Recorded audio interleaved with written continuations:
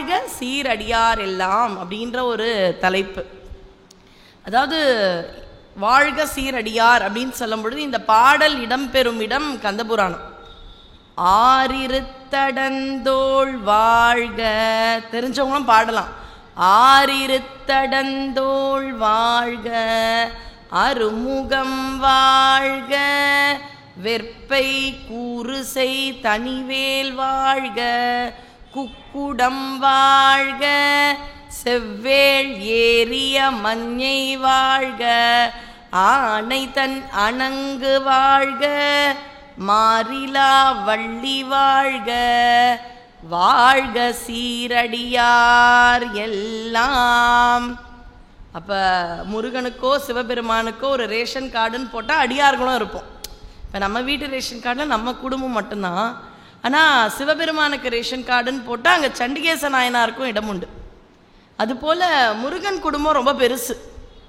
இங்கே பார்த்தீங்கன்னா முருக அடியார்கள், இதில் ஒரு அழகான வரி சுந்தரர் சொல்வார். அடியார்கள்னு நான் சொல்லும் பொழுது நீங்கள் நினைக்கலாம் அகத்தியர் தொடங்கி வாரியார் சுவாமிகள் வரைன்னு. இல்லை, நம்ம எல்லாரும் அதில் அடக்கும். ஏன்னா அப்பாலும் அடி சார்ந்த அடியார்க்கும் அடியேன்னு நம்ம சுந்தரர் தொகையில் சொல்கிறார். அப்படின்னா என்ன?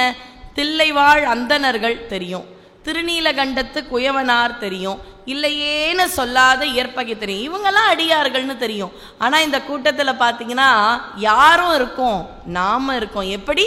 அப்பாலும் அடி சார்ந்த அடியார்க்கும் அடியேன். அப்படின்னா சுந்தரர் சொன்னாராம், நான் யாரையாவது விட்டு போயிருக்கோம், நான் சொல்கிற லிஸ்ட்டு இதுக்கப்புறம் வரப்போகிற அடியார்களுக்கு கூட நான் அடியேன்னு சொல்லிட்டார். அப்போ சுவாமிக்கு சின்னதாக ஒரு விபூதி வச்சு கோயிலில் ஒரு உழவார பணி பண்ணால் அந்த அடியார் கூட்டத்தில் ஒரு நடிகராகவாது நம்ம சேர்ந்துக்கலாம்ல. உண்மையான அடியார் நான் உங்களை சொல்லலாம், என்ன சொல்லிக்க எனக்கு கொஞ்சம் ஒரு மாதிரி தான் இருக்கு. அப்போ அடியார்கள் கிட்ட நானும் உட்காரும் பொழுது யாராவது வந்தால் உங்களுக்கு ஏதோ ஒரு பிரசாதத்தை கொடுத்தா என்னையும் ஒரு அடியார்னு கொடுத்துருவாங்க. அப்போ அடியார் மாதிரி நாடகத்தால் உன்னடியார் போல் நடித்து நான் நடுவே. மாணிக்க வாசகர் சொல்றாராம், உன் அடியார் மாதிரி எனக்கு நல்லா நடிக்க தெரியும். யார் சொல்றாரு? மாணிக்க வாசகர். அவருக்கு தெரியுதான் அடியார் மாதிரி நடிக்க. அப்ப அவரே நான் அடியார் மாதிரி நடிக்கிறேன்னா நாமன்னு கேட்கிற அருகதை கூட எனக்கு கிடையாது. உங்களுடைய பக்தியை என்னால் சொல்ல முடியாது, முருகனுக்கு தான் தெரியும் உங்களுடைய உண்மையான பக்தி. நான் உங்களுடைய அந்த கால் எந்த அளவோ அந்த அளவு தான். அப்படி வாழ்க சீர் அடியார்கள். பார்த்தீங்கன்னா லத்தாம்மா வராங்க, வேல் விருத்தம், மயில் விருத்தம். அப்போ முருகன்னு சொன்னால் 6 முகங்கள். கந்தபுராணம் நிறைய பேர் பாடியிருப்பாங்க. ஓதுவாமூர்த்தி ஐயா பாடியிருப்பார், திருப்பள்ளி எழுச்சி ஒருத்தர் பேசினார். அப்போ 6 முகங்களை போற்றியாச்சு, 12 கரங்களை போற்றியாச்சு. லத்தாமா வராங்க, மயில் விருத்தம், சேவல் விருத்தம், மயில் சேவல் அவன் வேல் எல்லாத்தையும் போற்றியாச்சு. அப்போ அவனுடைய குடும்பத்தில் இருக்கிற மிச்சம் மீதி யாருன்னா நம்ம தான். வாழ்க சீர் அடியார் எல்லாம். எந்த அடியார்கிட்ட? நான் இப்போ நம்மோடு இருந்த வாரியார் சுவாமிகள் வரைக்கும் அடுத்த 4 நாட்களில் ஒரு சில தெரியாத அடியார்கள். முதல் நாள் அப்படின்னும் பொழுது முதல் அடியார் யாராக இருக்கும்? நம்ம முருகனுக்கு முதல் அடியார் அப்படின்ற அடியார் கூட்டத்தில் பார்த்தீங்கன்னா அருணகிரியார்னா 14-15ஆவது நூற்றாண்டு தான். அதுக்கும் முந்தைய பக்தியாச்சே. அதுதான் அடியேன்னு சொல்கிறது உண்டு. 5 வகை நிலங்கள் நம்ம எல்லாரும் தமிழில் படிச்சிருப்போம். குறிஞ்சி, முல்லை, மருதம், நெய்தல், பாலை. பாலை தமிழகத்திலேயே கிடையாது, நான் நிறைய இடத்துல சொல்கிறது உண்டு. நம்ம நாட்டில் பாலைவனமே கிடையாது. அந்த வருஷம் மழை இல்லைன்னா அந்த வருஷம் அந்த இடம் பாலையாக இருக்கும், அவ்வளவுதான். அடுத்த வருஷம் அங்கேயே மழை வந்துடும். ராஜஸ்தான் மாதிரி நமக்கு அந்த நிலைமை கிடையாது. அவ்வளவு வளமான இடம். மருதம் வயல் சார்ந்த இடம், முல்லை காடு, இதெல்லாம் உங்களுக்கு தெரிஞ்சிருக்கும். அப்போ நெய்தல் கடல் சார்ந்த இடம். முதல்ல தோன்றிய நிலம் எது அப்படின்னு பார்த்தீங்கன்னா அந்த 5 வகை திணைகளில் குறிஞ்சி தான் முதல்ல தோன்றியிருக்கு. இப்போ நான் உங்ககிட்ட ஒரு கேள்வி கேட்குறேன். ஒரு 4 நாள் நமக்கு ஏதோ விடுப்பு கிடைக்குது வேலைக்கு, குழந்தைங்களோட ஊர்லேருந்து வந்திருக்காங்க எல்லாரும், எங்கேயாவது போகலாம் அப்படின்னு நினைக்கும் பொழுது ஏகாந்தமாக ஒன்று பக்தர்கள் நம்ம யாத்திரைக்கு போவோம், யாத்திரைக்கும் போயிட்டு வந்துட்டோம், இன்னும் ஒரு 4 நாள் விடுப்பு இருக்குது, பணமும் இருக்குது, குடும்பத்தில் எல்லாருக்கும் விடுப்பு. அப்போ நம்ம எங்கே போக நினைக்கிறோம்? யோசிச்சு பாருங்களேன். ஒரு ஊட்டி, கொடைக்கானல் சொல்கிறீங்க, ஏலகிரி எல்லாமே யோசிச்சு பார்த்தீங்கன்னா மலைகள் இருக்கக்கூடிய. அப்ப அந்த மலை என்ன தருது? ஒரு இதமான ஒரு சூழ்நிலையை கொடுக்குது. அந்த மலைக்கு ரொம்ப நாள் முன்னாடியே கடவுளாக இருப்பது யாருன்னு பார்த்தீங்கன்னா நம்ம கண்கண்ட தெய்வமாக இருக்கக்கூடிய சிவசுப்பிரமணியன். அப்ப குளிர்ச்சி ஆனந்தம் கிடைக்கும் என்றால் முருகனுடைய திருவடி. எனக்கு தெரிந்தவர்கள் அண்மையில் கொடைக்கானல் போனாங்க, அங்கேயே ஒரு முருகர் உண்டு, குறிஞ்சி நில ஆண்டவர்னே அங்கே ஒன்று. அடுத்த தடவை நீங்கள் போனீங்கன்னா பழனிக்கு எப்படி போறீங்களோ அதே மாதிரி பூம்பாறை குழந்தை வேலாயுத சுவாமின்னு ஒரு முருகனுடைய திருக்கோயில் இருக்கு. அடியேன் அடியார்களை பற்றி சொன்னாலும் காலத்திற்கு தேவையான முருகனுடைய சிறப்பான செய்திகளையும் சொல்லுவது அடியனுடைய கடமைன்னு நினைக்கிறேன். அதனால அடுத்த தடவை யாரெல்லாம் பழனி திருத்தலம் செல்கிறீர்களோ பக்கத்திலேயே பூம்பாறை வேலாயுத சுவாமி அந்த ஆலயத்திற்குமே நீங்கள் சென்று வர வேண்டும். மிக மிக அற்புதமான ஆலயம். இன்னைக்கு போகும் பொழுது உங்களுக்கு ஒரு சின்ன பரிசு நாளைக்கு கிடைக்கும்ன்றத சொல்ல போறேன். ஏன்னா முருகனோட நமக்கு ஒரு தொடர்பு வேணும். கோயிலுக்கு வரோம், முருகனுடைய திருவுருவ மூலஸ்தானத்து சிலைகளை தரிசிக்கிறீர்கள், அந்த திருவுருவ சிலையை பார்க்குறோம். இங்கே வந்தால் உற்சவமூர்த்தமாக முருகன் இருக்கார். அப்போ என் கூடவே முருகன் இருக்கணும்னா என்ன பண்ணலாம்? அதை நான் போகும்போது சொல்லுவேன். இந்த சீரியல் மாதிரி ஏதோ ட்விஸ்ட்டு வச்சிருவேன், அப்போ தான் நீங்கள் கடைசி வரை இருப்பீங்கன்றதுக்காக. ஏன்னா இங்கே நான் ஏதாவது ஒரு முருகனுடைய துதிப்பாடல்களை சொன்னால் உங்களையும் மறந்து இங்கே நிறைய பேர் வாயசைக்கிறீங்க. அப்போ யாருக்குமே இங்கே முருகனோ முருகன் அடியார்களோ புதிதானவர்கள் நீங்கள் கிடையாது. இப்போ தான் முருகனை பற்றி கேட்கணும்னு இன்னைக்கு வந்திருக்கீங்களான்னா கிடையாது. நீங்களாம் பழ அடியார்கள், முருகனுக்கு ரொம்ப நாள் சொந்தத்தில் இருக்கீங்க. நீங்கள் ரொம்ப நாள் சொந்தம். யோசிச்சு பாருங்களேன், இங்கே இருக்கிற ஒவ்வொருத்தருடைய அம்மா அப்பாவும் முருக பக்தர்களாக இருப்பாங்க. யோசிச்சு பார்த்தீங்கன்னா ஏதாவது ஒரு கோயிலுக்கு அவங்க முருகனுக்கு கைங்கரியம் செய்யக்கூடிய குடும்பத்தில் இருக்கிறவங்களா தான் நீங்கள் இருப்பீங்க. அப்போ நம்ம யாரு அப்படின்னு பார்த்தீங்கன்னா பழ அடியார்கள். பழ அடியார்களுக்கு பொருட்செல்வம் வேணும், ஆனால் அதை தாண்டி அருட்செல்வம் அப்படின்றது தான் நிறைய வேணும். ஏன் அப்படின்னு பார்த்தீங்கன்னா இப்போ பொருட்செல்வம் கொடுக்க கொடுக்க கொடுக்க கொடுக்க குறையும். ஆனால் அருட்செல்வம் இப்போ ஒரு சொற்பொழிவு நாங்கள் பண்ணுறோன்னு வைங்களேன், எனக்காக வரீங்களோ இல்லையோ, ஆனால் நான் பேசுகிற முருகனுக்காக தானே வரீங்க. அந்த 4 நாட்கள் எனக்கு ஆனந்தமாக இருக்கும். ஒரு தொடர் சொற்பொழிவர் காரணீஸ்வரத்துலேயோ வாரம் வாரம் மருந்தீஸ்வரர் கோயிலில் அடியன் கந்தர் அலங்காரம் ஒரு 5 வருஷம் பேசுகிறேன். இப்போ அபிராமி அந்தாதி பேசுகிறேன். அப்படி ஒவ்வொரு தடவை அடியார்களோடு பேசும் பொழுதும் வேலைக்கு போகும் பொழுது இந்த உடலுக்கான திருப்தி அந்த உணவுக்கான திருப்தி இருந்தாலும் ஆன்மாவிற்கான திருப்தி இந்த மாதிரி உட்காந்து பேசுகிறோம் பாருங்களேன். நான் இங்கே உட்கார்ந்துருக்கேன் உங்களுக்கு காதில் விழணுன்ற மைக்கு, இல்லைனா யாரு? நானும் உங்களுடைய அடியார்களுள் ஒருத்தி. அப்போ நம்ம எல்லாரும் அந்த முருகனை பற்றி ஆனந்தமாக கேட்க கேட்க கேட்க மனசு அப்படியே பரவசமாக இருக்கும். பேசி முடிச்சிட்டேன், அச்சோ எடுத்துன்னு போன எல்லா விஷயத்தையும் நான் விட்டுட்டேனே அப்படின்னு நினைப்பேனா? கிடையாது. அந்த விஷயம் இன்னும் எனக்கு நல்லா மனசுலையும் மூளையிலையும் பதிஞ்சுட்டே இருக்கும். அப்போ அருட்செல்வம் கொடுக்க கொடுக்க குறையவே மாட்டேங்குது. ஆனால் பொருட்செல்வம் கொடுக்க கொடுக்க கொடுக்க குறையுது. இன்னொரு விஷயம் பார்த்தீங்கன்னா கணக்கு பாடம் நம்ம எல்லாரும் படிச்சிருப்போம். டிரெக்ட்லி ப்ரொபோர்ஷனல் இன்வர்ஸ்லி ப்ரொபோர்ஷனல்னு ஒரு மேக்ஸ். அதாவது இந்த இடத்துல ஒரு விஷயம் அதிகரிச்சா அதனுடைய ஒரு தாக்கம் இங்கேயும் அதிகரிக்கணும், இங்கே அதிகரித்து இங்கே குறைச்சா இன்வர்ஸ்லி ப்ரொபோர்ஷனல்ன்ற ஒரு கணக்கு பாடம் உண்டு. அதை நான் இப்போ இங்கே சொல்ல போகிறேன். எப்படின்னு பார்த்தீங்கன்னா பணத்துக்காக ஆசைப்படுவோம், பொருட்செல்வம் நிறைய சேர்ந்துட்ட உடனே வீட்டில் வைக்க பயமாக இருக்கும். அச்சோ இத்தனை பொருள் இருக்கே. இன்றைக்கி நம்ம எல்லாருக்குமே அக்கௌண்ட்டில் இருக்குது. நீங்கள் ஒரு நாள் உங்கள் வீடை விற்கிறீங்க, இல்லை ஒரு நிலத்தை சேர்த்து வச்சு நல்ல விஷயத்துக்கு விற்கிறீங்க. அப்போ வீட்டில் ஒரு 80 லட்சத்தை 2 நாள் வச்சுக்கணுன்னு இருந்தால் உங்களுக்கு கொஞ்சம் பயமாக இருக்குமா? இருக்காது. அந்த 2 நாள் நிம்மதியாக இருக்காது. அச்சோ இங்கே இருக்கே, யாருக்காவது தெரிஞ்சிடுமோ? நம்மளை விட்ட ஒரு ஆட்டோக்காரருக்கு தெரியுமே நம்மக்கிட்ட இப்போ 80 லட்சம் இருக்குன்னு. தேவையில்லாத கதை வரும். அப்போ பணம் வர வர வர நமக்குள்ளே இருக்கிற நிம்மதி குறைஞ்சுட்டே வருது. பணம் இப்படி இருக்குது, நிம்மதி குறையுது. பணம் குறைஞ்சிருமோ? இதை எப்படி பாதுகாக்கலாம்? இதை எப்படி பல மடங்கு பெருக்கலாம்? குழந்தைக்கு வெளிநாட்டில் படிப்புக்கு 1 கோடி ஆச்சு, அப்போ குறைஞ்சிருமே, எப்படி ஏற்றலாம். அப்போ ஆனந்தம் நிம்மதின்றது பணம் ஏற ஏற ஏற ஏற இப்படி குறையுது. இப்போ அருட்செல்வத்துக்கு வரலாம். அருட்செல்வம் ஏற ஏற ஏற ஏற ஆனந்தம் நிம்மதியும் ஏறிண்டே வரும். ஏன்னா அச்சா இதெல்லாம் நிலையே இல்லைப்பா, முருகா இன்னைக்கு கொடுத்துருக்கியா சந்தோஷம், ஒரு திருப்தி வரும். எப்படி ஒரு திருப்தினா, 2 கண்ணும் போயாச்சு நம்ம சுந்தரருக்கு. திருவொற்றியூர் தாண்டிட்ட பிறகு அந்த சரித்திரம் உங்களுக்கு தெரியும். ஏன்னா அப்படி சொல்லும் பொழுதே தலையாற்ற சத் சங்கத்தில் நான் இருக்கேன். யாருங்க சுந்தரர்னு கேட்குற இடத்துல நான் இல்லை. அவருக்கு 2 கண்ணும் திருவொற்றியூர் தாண்டின உடனே போயாச்சு. இடது கண் காஞ்சிபுரத்தில் தான் இருக்குது. ஒரு நாள் நைட்டு நம்ம வீட்டில் கரண்ட்டு கட்டுனாலே ரொம்ப பெரிய பிரச்சனை. அவர் திருவொற்றியூர்லேருந்து காஞ்சிபுரம் வரைக்கும் ஞானசம்பந்தர் மாதிரி சிவிகையில் போன வரலாறெல்லாம் இல்லை நம்ம சுந்தரருக்கு. நடந்தே போயிருக்கார். அப்போ கண்ணு தெரியாமல் அவ்வளோ நாள் போயிருக்கார். அங்கங்கே சுவாமியை திட்டிடுவார். எப்படி திட்டுறாரு, மகரத்தில் நுழைந்த சனி என வந்தாய்.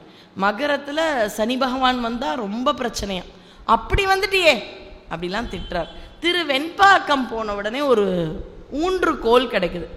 அப்போ அவருக்கு சந்தோஷமாயிடுச்சான். பரவாயில்ல, நீ இருக்கேன்னு தெரிஞ்சிடுச்சு. ஏன் நான் அழறேன் கத்துறேன், கண்ணு கிடைக்கல, ஆனால் ஒரு கொம்பாது கொடுத்தியே, ஒரு நாள் பாவம்னு கண்ணு குத்துடுவேன், என்னுடைய கண் கிடைச்சிடும். அப்போ அந்த ஊன்றுகோல் கிடைச்சது கூட இறைவனுடைய அருள் அப்படின்ற அந்த திருப்தி கிடைக்குது. திரு மாந்துரைன்னு ஒரு கோயில். இது பார்த்திங்களா, இந்த மாதிரி ஒரு துணை செய்தி ஞாபகத்துக்கு வருது. பொதுவாக சுந்தரருடைய கோலம் என்ன கோலம்ங்க? கல்யாண கோலம். மாப்பிள்ளை மாதிரி ஜம்முன்னு இருப்பார் இல்லையா? ஆனால் அந்த இடத்துல மட்டும் அந்த ஊன்றுகோலோடு இருக்கும் தரிசனம் இருக்கும். எங்கன்னா திரு மாந்துரை.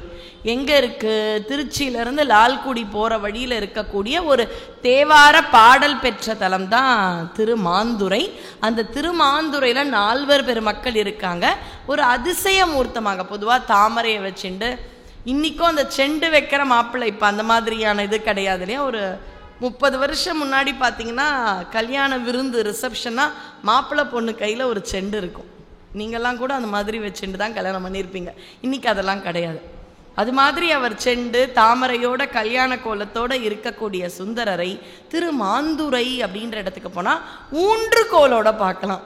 ஒரு புதுவிதமான மூர்த்தமாக இருப்பார். திருமாந்துரை. மாந்துரைன்றதுக்கு காரணம் மாந்தோப்பு இருக்கிறதுனாலும் மாந்துரை. சுவாமி பேரு ஆம்ரவனேஸ்வரர். ஒரே ஒரு மாமரம் இருந்தால் ஏக ஆம்ரம் ஏகாம்பரம்.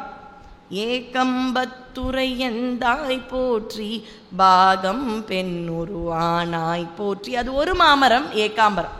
இது மாந்தோட்டத்துக்கு நடுவில் இருக்கிறார். அதனால சுவாமி பேரு ஆம்ரவனேஸ்வர். சில சமயம் நம்ம முன்னோர்களை பார்த்தா மலப்பாக இருக்குங்க. நம்ம வீட்டுக்கிட்ட இருக்கிற ஒரு மரத்தை காப்பாற்ற நம்ம கஷ்டப்படுறோம்.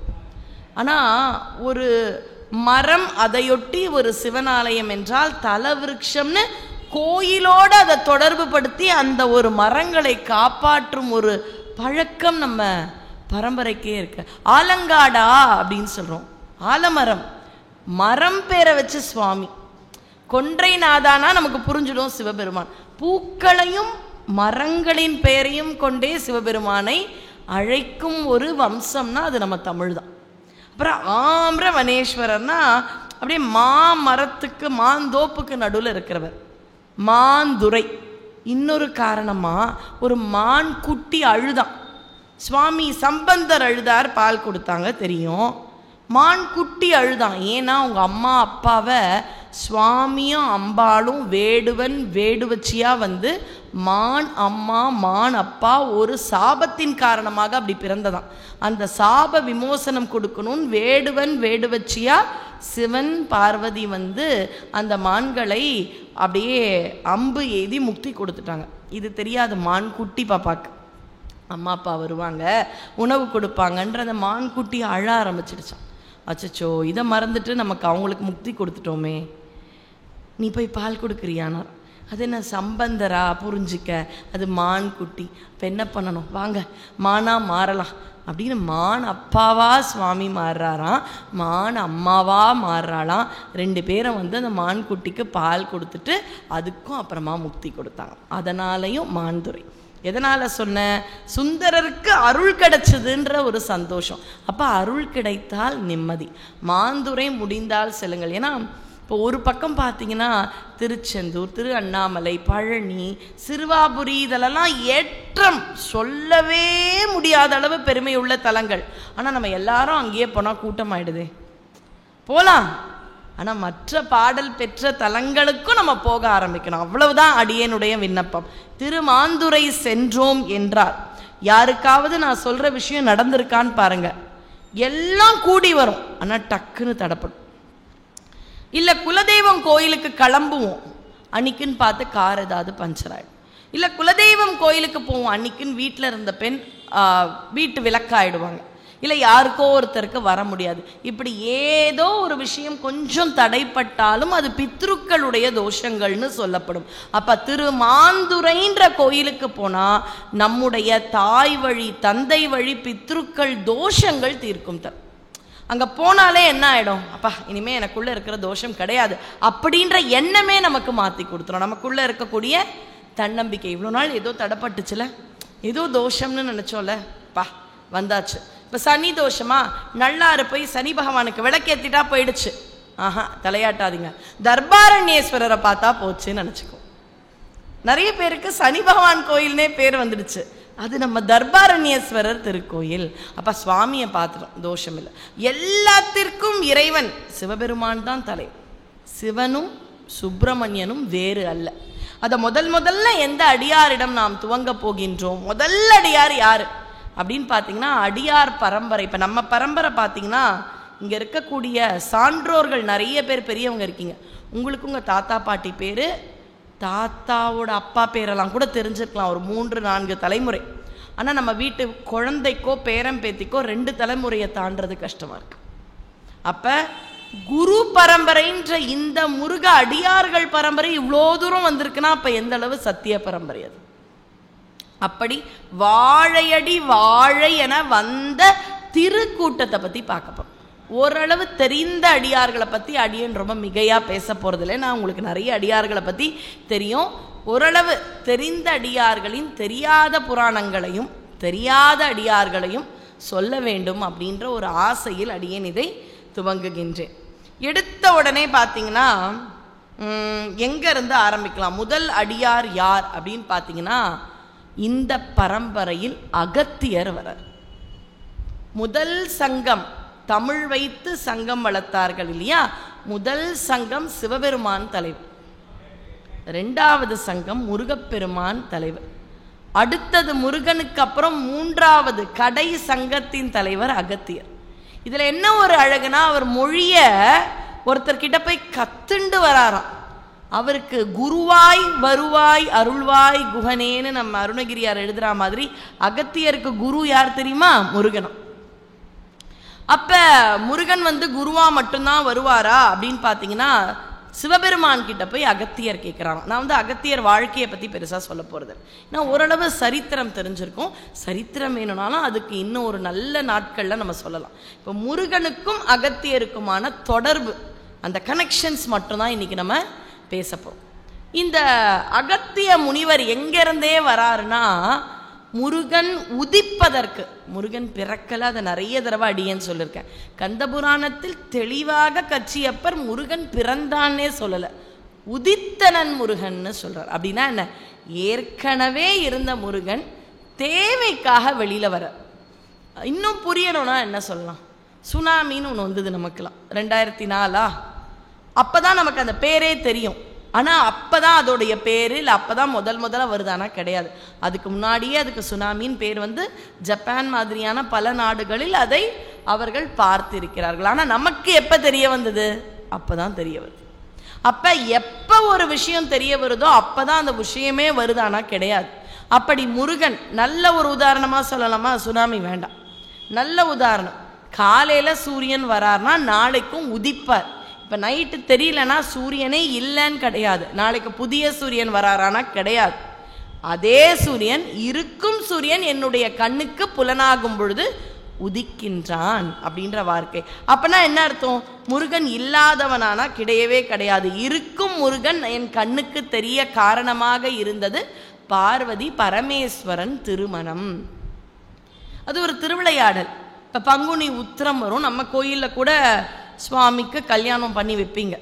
எதுக்கு மறுபடியும் மறுபடியும் மறுபடியும் கோயில்களில் சுவாமிக்கான தெய்வ திருமணங்கள் நடக்கிறது? நாமும் அழுக்காமல் வரோமே. அதை தான் நான் நினைப்பேன். இப்போ உங்கள் அம்மா வரும் பொழுதும் அதே கல்யாண பொண்ணு மாதிரியே நின்றுருப்பான் அந்த வள்ளி. அதே சின்ன பொண்ணாக இருந்திருப்பா. நம்ம அப்போ சின்ன பொண்ணாக நம்ம வந்திருப்போம். இப்போ பாருங்களேன், நமக்கு 40 வயசு 50 வயசு 60 வயசுனாலும் அதே சின்ன பொண்ணாக முருகனோட நிற்கிறேன். நம்ம வீட்டு குழந்தைங்க வருவாங்க, அப்பவும் அவளுக்கு வயசே ஏறாது. அப்போ தெய்வ திருமணங்கள் எதனாலங்க? நாம் இறைவனை திருமணம் செய்து கொள்ள வேண்டும். திருமணம் என்றால் என்ன? நாம் நம்மை போன்ற ஜீவாத்மாக்கள் பரமாத்மாவோடு சங்கமிக்க வேண்டும் அப்படின்ற வாழ்க்கையினுடைய உயரிய கொள்கையை அடிக்கடி திருமண வைபவம் ஞாபகப்படுத்தும்.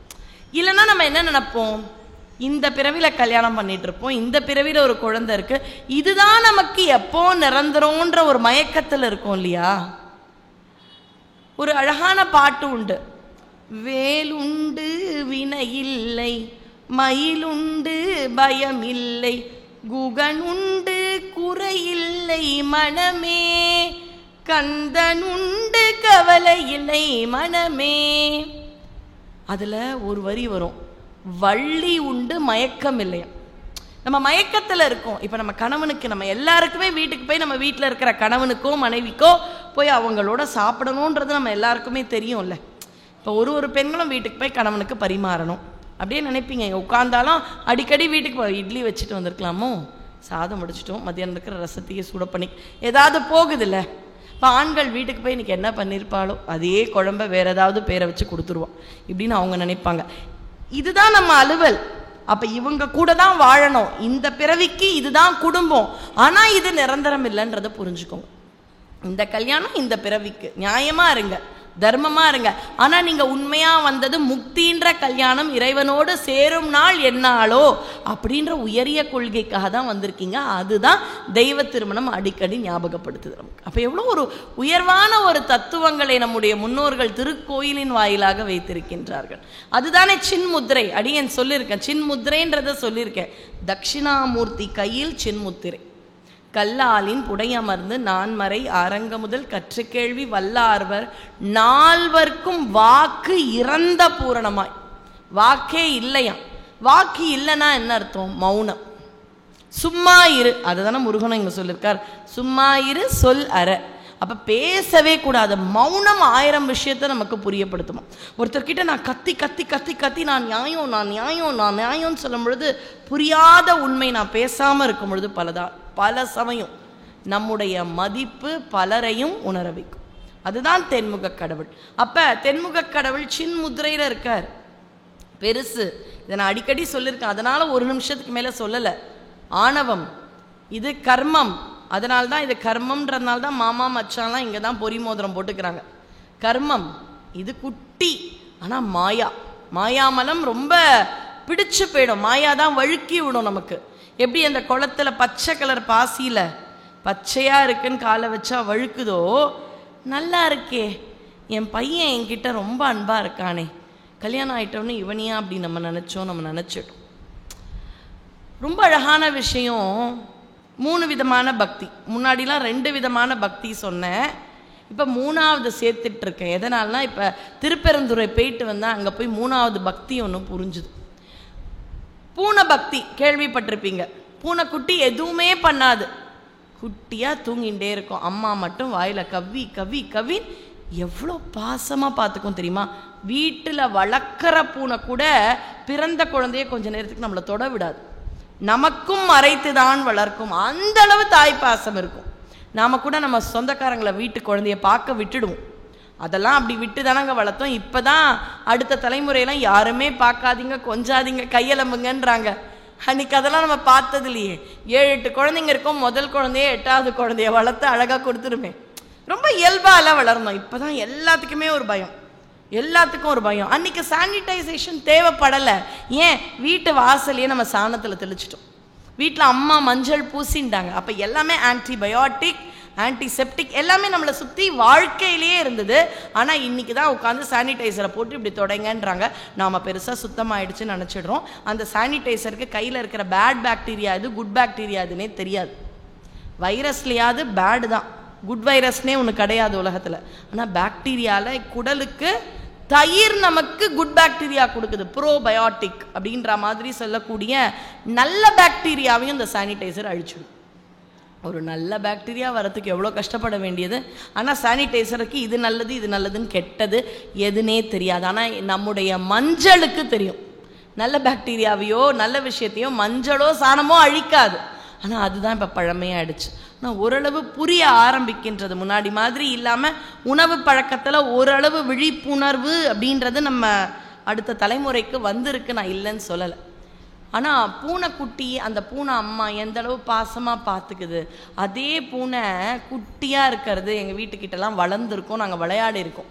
கபாலீஸ்வரர் கோயிலில் ஓடி போய் அந்த பூனைக்குட்டியை தூக்கி அந்த ஒரு விளையாட்டு, அது ஒரு பருவம். அப்போ என்ன கபாலி முக்தி கொடுப்பாருன்னு தெரியுமா? இப்போ அவர் விளையாட்டில் பேசக்கூடிய பிச்சை போட போகிறாருலாம் எனக்கு தெரியாது. அப்போ அப்படி விளையாட்டாக போக ஆரம்பித்த கோயில் அதுக்கப்புறம் போகாமல் இருக்க முடியல. அப்படி தானே ஆரம்பிப்போம்.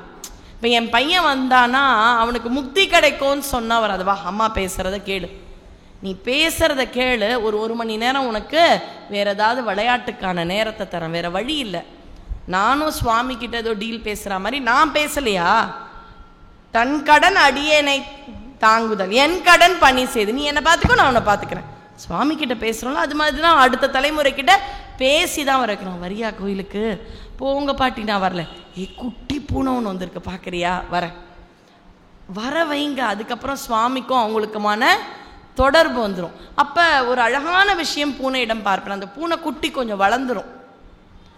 வளர்ந்த அப்புறம் அம்மா அளவே வளர்ந்துடும். அதுக்கப்புறம் ஒரு பிஸ்கெட்டை போடுறீங்கன்னு வைங்களேன், அம்மா அதை தள்ளிட்டு அது சாப்பிடக்கூடும். அப்போ அந்த தாய் பாசமே இருக்காது. அப்போனா என்ன அர்த்தம்? தாய் பாசத்தில் குறையான்னு நான் சொல்ல வரல. மற்ற உயிரினங்களுக்கு இருக்கும் ஒரு ஞானம் குழந்தையாக இருக்கும் பொழுதுதான் நான் பொறுப்பெடுத்து கொள்ள வேண்டும். வளர்ந்த பிறகு நீ கொடுக்கறது என்னுடைய கடமை, நான் கொடுக்கறது உன்னுடைய கடமைன்னு சாராமல் வாழும் அந்த பழக்கம் நமக்கே வரமாட்டேன். அதே பூனை அம்மா மாதிரி வளர்றோம். வளர்ந்த உடனே குழந்தைங்க மீது எதிர்பார்ப்பை திணிச்சிடுறோமே. நல்லா பார்த்துப்பேன்னு பார்த்தேன், அவன் பார்த்துக்கல. எந்த பூனையாவது அந்த பூனைக்குட்டி என்னை நல்லா பார்த்துக்கோன்னு நினச்சேன், பார்த்துக்கலன்னு சொல்லுதானா? கிடையாது, அதோட மறந்துடுது. அப்போ ஐந்தறிவுன்னு சொல்லும் எல்லா ஜீவன்களிடமும் இருக்கும் அந்த படிப்பை நாம் எடுத்துக்கணும்.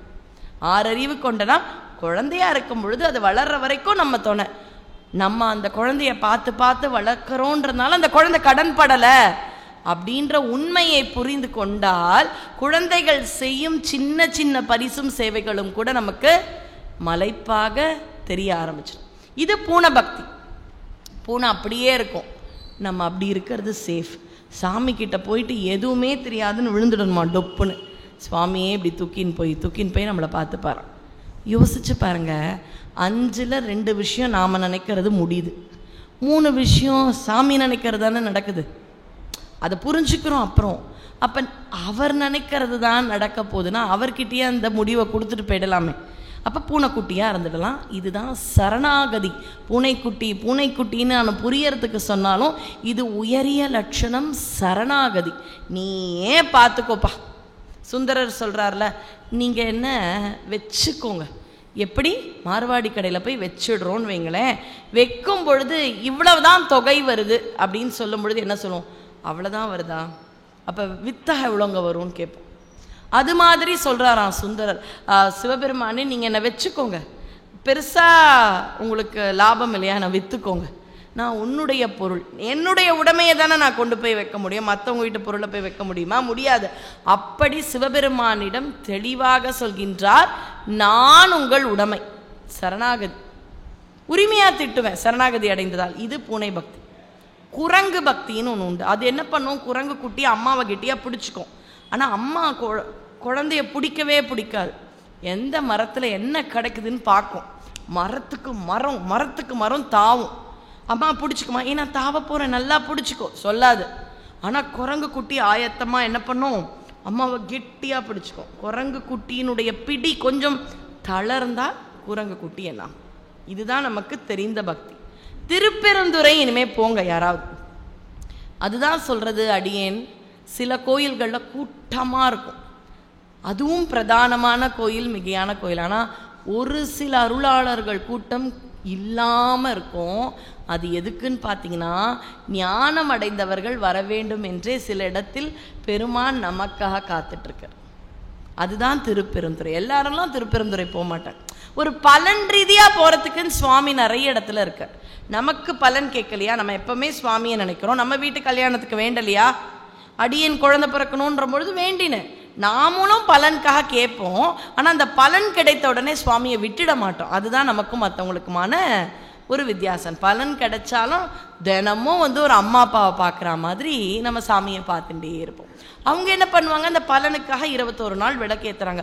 கல்யாணம் அமைஞ்சுதா, கல்யாணம் அமைஞ்சது சாமி வர, கூட்டம் வேண்டாம் அப்படின்னு போயிடுவாங்க. அதுதான் பலன் ரீதியான பக்தி, அன்பு சார்ந்த பக்தி. ரெண்டுமே சுவாமி கொடுப்பார். ஏற்காமல் ஏற்பவர்க்கு இல்லை என்று உரையாமல்.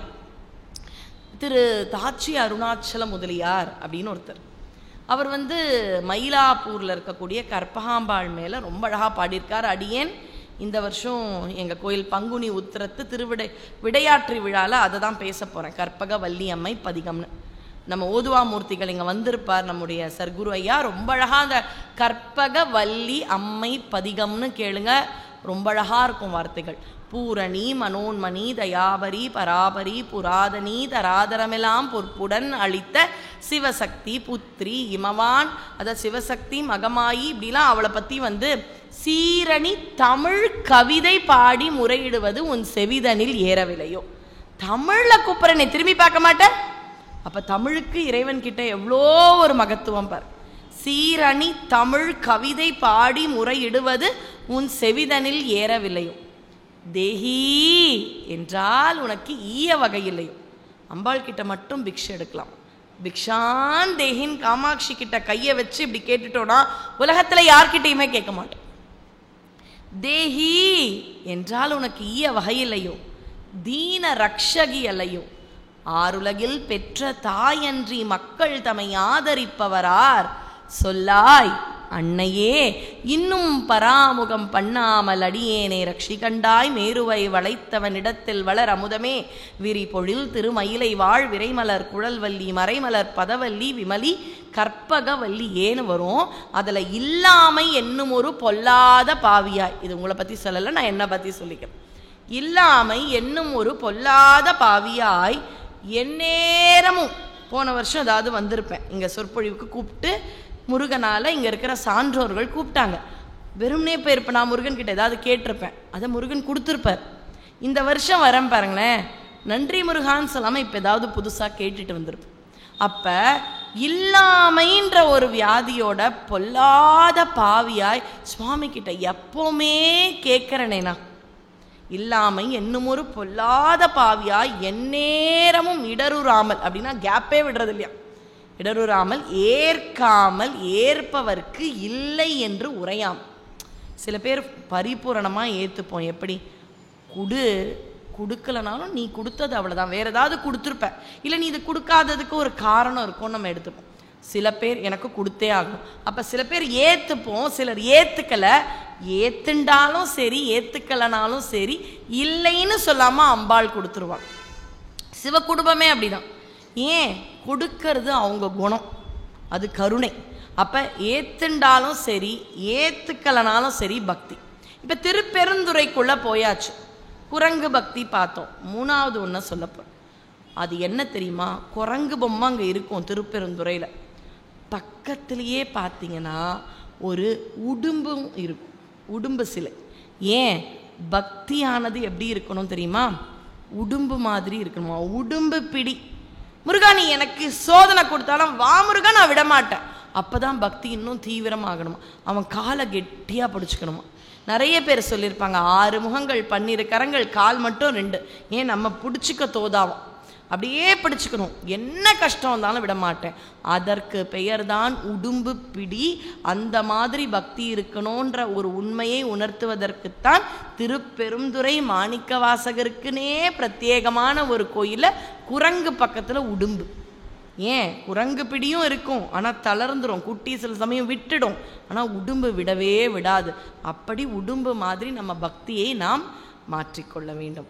இப்போ அகத்தியருக்கு வந்துடுறேன். பார்வதி பரமேஸ்வரன் திருமணம். அகத்தியருக்கு இன்னொரு பேர் உண்டு, என்ன சொல்லுங்க, குருமுனின்னு வாங்க. அவரை குட்டியாக தான் காமிப்பாங்க இல்லையா, கலசத்தில் பிறந்த முதல்ல இன்க்யூபேட்டர் பேபி அவர் தான் நினைக்கிறேன், அந்த கலசத்துக்குள்ளே பிறந்த குருமுனி. சுவாமிக்கும் அம்பாளுக்கும் வட இந்தியாவில் கல்யாணம். வடக்கு அப்படியே தாழ்ந்துடுச்சு. கந்தபுராணம் கேட்டிருப்பீங்க, அதனால் நான் ரொம்ப சொல்லலை. தேவர்கள், தெய்வங்கள், முனிவர்கள்னு எல்லாரும் வந்து வடக்கு தாழ்ந்து தெற்கு இப்படி வருது. அப்படி வந்தால் என்னாகும், பூமி தட்டு மாறுச்சுன்னா அதுக்கு தான் பூகம்பம்னு சொல்கிறேன். சயின்ஸ் பாருங்களேன், சில விஷயம் ஒத்து போகுது. அதுதான் நான் நேற்றைய சொற்பொழிவில் சொன்ன ஒரு விஷயத்தையே திருப்பியும் சொல்கிறாங்க. எல்லாரும் பார்த்துருப்பீங்க, அவங்க ஏதோ ஒரு சில நாளுக்காக ஸ்பேஸ்க்கு போனாங்க. இயந்திர கோளாறு, பல மாத கணக்காக அங்கே இருக்கக்கூடிய ஒரு நிலைமை. அவங்க கையில் 2 இருந்து தான், ஒரு விநாயகர் சிலை, ஏன்னா பிறப்பால் இந்திய வம்சாவளியை சார்ந்தவர், குஜராத்துன்னு நினைக்கிறேன். ஒரு பிள்ளையார் திருவுருவச் சிலையும் கையில் பகவத்கீதையும் இருந்தது. கேட்டால் அவங்க சொன்னாங்க, அப்பா எனக்கு இதை கிஃப்ட் கொடுத்துட்டேன். ஏங்க, அவங்கள விட நமக்கு சயின்ஸ் தெரியுமா? விண்வெளியில் போகிற ஒரு மருத்துவர், பெரிய ஒரு விஞ்ஞானி, நாசாவில் இருக்கக்கூடிய ஒரு தலைமை விஞ்ஞானி, அவங்களுக்கு ஆட்டம்னா என்னன்னு தெரியும், கிராவிடேஷ்னல் ஃபோர்ஸ்னால் என்னன்னு தெரியும், பறக்கிற அளவு தெரியும். ஆனாலும் அவங்களுக்கு ஒரு பகவத்கீதை தேவைப்படுதுன்னா, ரொம்ப நாகரிகம்ன்ற போர்வையில் கடவுள் இல்லைன்னு சொல்கிறவங்கள நினச்சா என்ன சொல்லணும்னு எனக்கு தெரியும். அதை பற்றி தெரியாதுன்னு சொல்லலாம். ஆனால் ஒரு விஷயத்தையே படிக்கவே படிக்காமல் ஒரு 4 விஷயத்தை சொல்லியே கடவுள் இல்லைன்னு இன்னும் எவ்வளோ நாள், வாலிவதம், அப்புறம் என்னங்க சீதாதேவி தீக்குளித்தல், இந்த மாதிரி ஒரு 4-5 விஷயம் அதை வச்சு சொல்கிறோம். அதை மேலோட்டமாக பார்த்தா நியாயம் இல்லாத மாதிரி தான் இருக்கு. ஆனால் அதற்கு கேள்வி கேட்பவர்கள் ஒரு முறை ஏனும் வால்மீகி ராமாயணத்தை ஆழ்ந்து படித்திருந்தால் அதற்கான பதில் கிடைக்கும். அதற்கான நேரம் கிடையாது, கேள்வியை மட்டும் எடுத்துகிட்டே போ. அந்த சுனிதா வில்லியம்ஸ் கிட்ட பகவத்கீதை இருக்குன்னா அப்போ அவங்க அத்தனை விஞ்ஞானத்தை தாண்டி எதை நம்புகிறாங்க, அந்த கீதையை நம்புகிறாங்க.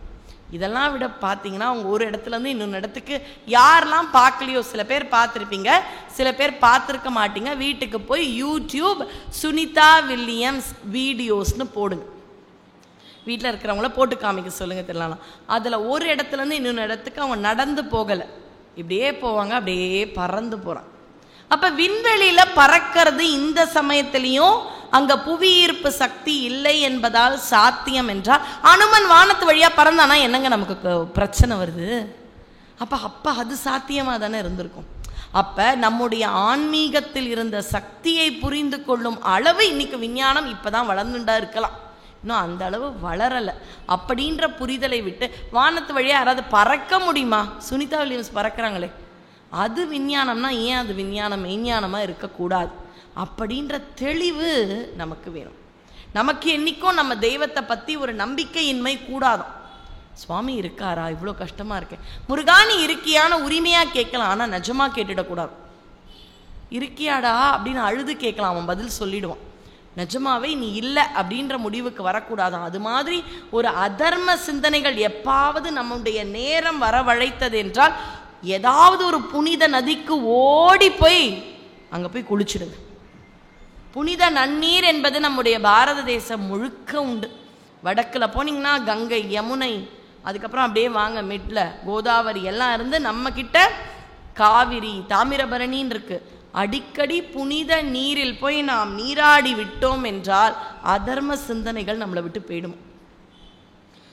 கையிரண்டும் காவேரியத நடுவே ஸ்ரீரங்கம், ஸ்ரீரங்கமாடி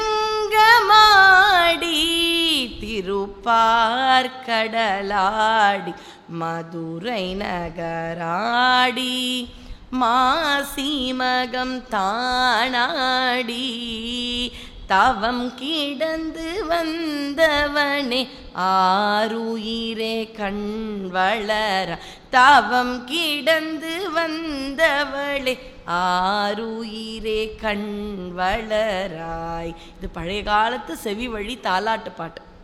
அந்த குழந்தை ஏன் குழந்தை, என்னால் வந்ததுன்னு சொல்லலையா. இவ்வளோ புனித நீரில் நான் நீராடி நீராடி தவம் கிடந்து வந்த குழந்தை அப்படின்னு. அந்த கடலில் நீராடினால் குழந்தை பிறக்கும்.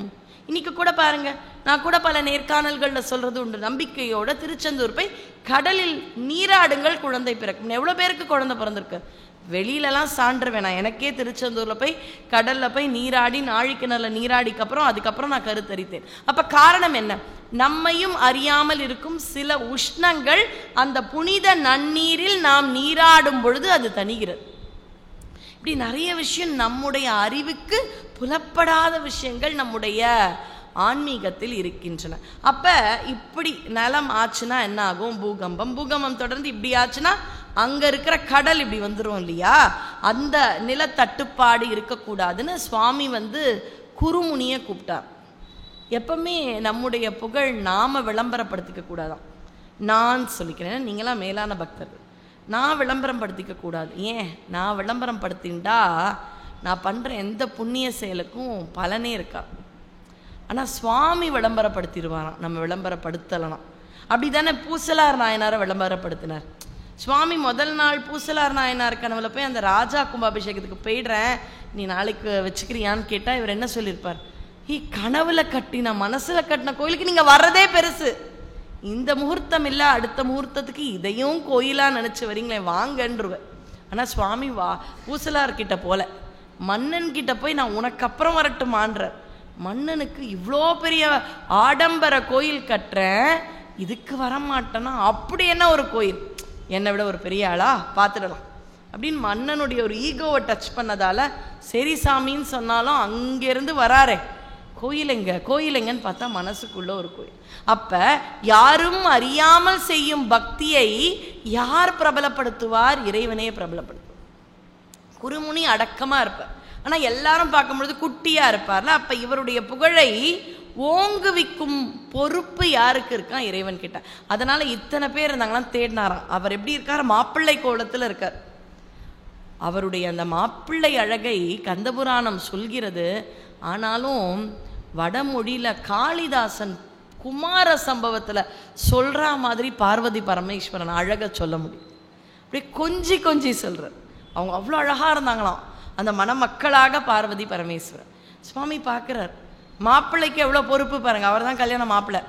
பார்த்தார், குட்டியா இருந்தார். இங்க வா வா அகத்தியர், சொல்லுங்க சுவாமி, நீ அப்படியே தெக்கால கிளம்பு. என்ன உங்க கல்யாணத்துக்கு வந்தது எவ்வளோ பெரிய கஷ்டம், இந்த கல்யாண காட்சி கிடைக்கும், அதுக்கு நிறைய நீ பலன் பெறுவாய், நீ கிளம்பி செல். ஏன் உன் ஒருத்த அங்க போனா இத்தனை தெய்வங்களும் தேவர்களும் முனிவர்களும் இருக்கக்கூடிய பலுவை நீ ஒருத்தர் சமமாக்கிட முடியும். அப்படியா? சரி சுவாமி, அப்ப நான் கல்யாணம் நேரலையா, நேற்றுக்கெல்லாம் சிஎஸ்கே மேட்ச் பார்த்துருப்பாங்க இல்லையா, அப்படி நேரலையா முதல்ல லைவ் பார்த்தது யாருன்னா நம்ம அகத்தியர் தான். பரமேஸ்வரன் திருமணத்தை பார்த்தார். போறார். அப்ப கல்யாணம் ஆகல, சிங்கிளா தான் போறார். சுவாமிக்கு கல்யாணம். சுவாமி கல்யாணத்தை பார்த்துட்டு போறார். சுவாமி கல்யாணம் நடக்கிறதுக்குள்ள அவர் பொதிகையில போய் உட்காரணும், அப்பதான் பூமி சமமாகும். விந்திய மலையை தாண்டார். அங்க பார்த்தா நிறைய முனிவர்கள் வவ்வால் மாதிரி தலை கீழே தொங்கி கஷ்டப்படுறாங்க. பதறிடுச்சு. சுவாமி நீங்களாம் யாரு, ஏன் தலை கீழே தொங்கிண்டு வவ்வால் மாதிரி இவ்வளோ கஷ்டப்படுறீங்க? அவங்களாம் சொல்றாங்க, நாங்க ஒரு முனிவர்கள் ஒரே பரம்பரையை சேர்ந்தவங்க, எங்க வழித்தோன்றலில் அகத்தியன்னு ஒருத்தர் இருக்கார், அவர் செஞ்ச பாவத்தால பித்ருக்கள் நாங்க கஷ்டப்படுறோம். வக்குன்னு ஆயிடுச்சு. அந்த அகத்தியரே நான் தான், நான் என்ன தப்பு பண்ணிட்டேன்? இன்னும் நீ இல்லற தர்மத்தை எடுத்துக்கலையா? துறவரத்தில் இருந்தாலும் இல்லறம் என்பது ஒரு தர்மம். நீ இல்லற தர்மத்தை ஆரம்பித்தால்தான் எங்களுக்கு முக்தி கிடைக்கும். அப்படியா? இப்பவே கல்யாணம் பண்ணிக்கிறேன்னு லோப முத்திரையை திருமணம் செய்து கொண்டு பாருங்க. சுவாமி கல்யாணத்துக்குள்ள இவருக்கு கல்யாணம் ஆயிடுது. அப்படியே போனாராம், பொதிகையில உட்கார்ந்தாராம். 21 தலங்களில் சுவாமி அவருக்கு திருமண காட்சி காமிக்கிறது. ஒரு கல்யாணம் பார்க்க ஆரம்பிச்சார், ஆசைப்பட்டார், முடியல. ஆனா சுவாமி இதுக்கெல்லாம் உன்னை காம்பன்சேட் பண்ணி தரேன்ட்டு எந்த அளவு சுவாமி கொடுத்தாரு? 21 தலங்களில் அகத்தியர் கண்ட கைலாய காட்சி. அது மட்டும் அல்ல, பார்வதி மீனாட்சியாக வரும்பொழுது கல்யாணத்தையே உட்கார்ந்து அவர் பண்ணி வைக்கிறார். அந்த சுவாமி கொடுக்கிற ஒரு சின்ன தியாகத்தை ஏற்றுக்கொண்டால் நமக்கு எவ்வளவு பலன்கள் கிடைக்கின்றன. அப்ப முருகன் வருவதற்கு, பார்வதி திருமணம் நடைபெறுவதற்கே அகத்தியர் வந்துட்டார். முருகன் வந்தாயிற்று. சிவன் வேறு முருகன் வேறு அல்ல. சிவபெருமான் கிட்ட போய் சொல்றாராம், அழகு மொழி தமிழ் மொழி, எனக்கு தமிழ் கற்றுக்கணும்னு ஆசை. இன்னைக்கு வருத்தமான விஷயம், இன்னைக்கு பல பேர் வீட்டில், என்னுடைய குழந்தை யூகேஜிலேருந்து முதல் வகுப்பு போகுது. எவ்வளோ பேருக்கு தமிழ் ஹிந்தின்னாங்க, ஏன் தெரியல. 130 பேர் இருக்காங்க அந்த வகுப்பில். ஒரு 40 பேர் ஹிந்தி மொழியை தேர்ந்தெடுத்தாங்க. அவர்கள் தேர்ந்தெடுத்தது தப்பே நான் சொல்லலை. ஆனால் அவர்கள் தமிழ் மொழியை நான் எப்படியாவது கற்றுக் கொடுத்து விடுவேன்ற ஒரு உறுதிமொழி எடுத்துட்டு ஹிந்தியை கற்றுக் கொடுக்கணும். அவ்வளோதான். அந்த தமிழ் மொழிக்கான இன்பத்தை அடுத்த தலைமுறைக்கு கொடுக்காததே பெற்றோர்கள் தான். அப்போ அந்த பெற்றோர்கள் குழந்தை எந்த ஜெர்மன் படிக்கட்டும், பிரெஞ்சு படிக்கட்டும், சமஸ்கிருதம், ஹிந்தி, அவர்களுக்கு பிடித்த மொழி என்றால் படிக்கட்டும். ஆனால் நாம் அந்த தமிழ் இன்பத்தை கொடுக்க வேண்டும். ஏன்னா என்னைக்காவது ஒரு நாள் நம்ம குழந்தை திருவாசகத்தையும் திருக்குறளையும் படிச்சுட்டா இந்த இன்பம் வேற எந்த மொழியிலங்க நமக்கு கிடைக்கும்? அதனால அகத்தியர் போறானா, சுவாமி எனக்கு தமிழ் கற்றுக்கணும்னா என்கிட்ட கேட்குறேன். நீங்கள் தானே முதல் சங்கத்து தமிழ் தலைவர், அவர் தான் ஹெட் ஆஃப் த டிபார்ட்மெண்ட். எனக்கு கொஞ்சம் வேலையாக இருக்கு. அப்போ நான் யார்கிட்ட போய் முருகன் கிட்ட போய் கற்றுக்கோ. முருகன் கிட்டையா போகிறேன், நீங்கள் வேற முருகன் வேற இல்லை, இதோ போகிறேன் அப்படின்னு போன உடனே முருகப்பெருமானிடம் முதலில் தமிழ் கற்றுக்கொண்ட முதல் தொண்டர் யாருன்னு பார்த்தீங்கன்னா நம்முடைய அகத்திய பெருமான். அது மட்டும் இல்லை, 3 பேருக்கு முருகப்பெருமான் காதுல பிரணவத்தை சொன்னானாம். முதல்ல தந்தைக்கே குருவாகி சொன்னார் இல்லையா, முத்துக்குமரனடி முத்தமிழ் செல்வனடி சக்திக்கு பிள்ளையடி அவனுக்கினை ஜெகம் எங்கும் இல்லையடி அவனுக்கினை ஜெகம் எங்கும் இல்லையடி முக்தி தரும் பரமன் முகத்திலே ஒளிர்கின்ற நெற்றிக்கண் வழி வந்தவன் ஆசுரர் தம்மை நெடிய போர் தன்னில் வென்றவன் வித்தைக்கு ராணியேனும் வாணி தோழும் நான் முகனை வித்தைக்கு ராணியேனும் வாணி தோழும் நான் முகனை குட்டி சீரையில் இட்டவன் அவன் கருவம் புதைந்தோட வழி விட்டவன் அவன் கருவம் புதைந்தோட வழி விட்டவன் தந்தைக்கு குருவாகி திரு ஏரகம் தன்னில் மந்திர பொருள் சொன்னவன் மலை நாடெங்கும் மலையேறி வரும் மன்னவன் மலை நாடெங்கும் மயில் ஏறி வரும் மன்னவன். அப்பாவுக்கே குருவாகி முதல்ல பிரணவத்தை சொன்னாராம் முருகன். அடுத்தது நம்முடைய அகத்தியருக்கு சொல்லியிருக்கார். தெய்வங்களில் சிறந்தவர் சிவபெருமான். தெய்வத்தில் சிறந்த சிவபெருமானுக்கு முதல் பிரணவ உபதேசம். முனிவர்களில் சிறந்தவர் நம்ம அகத்தியர்.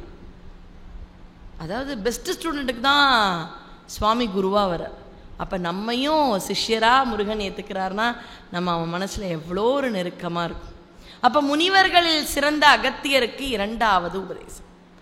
மனிதர்களில் சிறந்த அருணகிரியாருக்கு 3வது உபதேசம். முருகன் 3 பேருக்கு சொல்லியிருக்கார். அதில் சிவனுக்கு அழகாக சொல்லிட்டாரு. சிவனார் மனம் குளிர உபதேச மந்திரம் 2 செவிகளிலுமே பகர் செய் குருநாதான்ற மாதிரி பாடிட்டார். அடுத்தது இங்கே அருணகிரியாருக்கு பாடுறார்.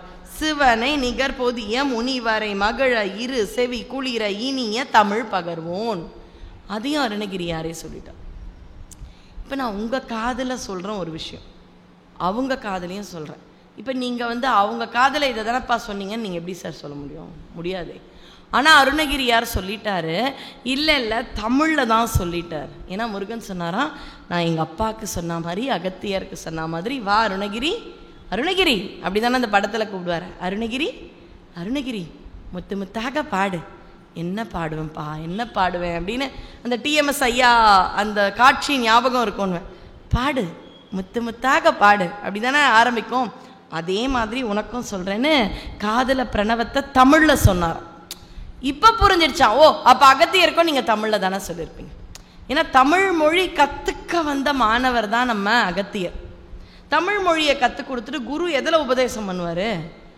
வடமொழியிலையா பண்ணியிருப்பார்? இல்லை, தமிழ் மொழியில் தான் பண்ணியிருப்பாராம்.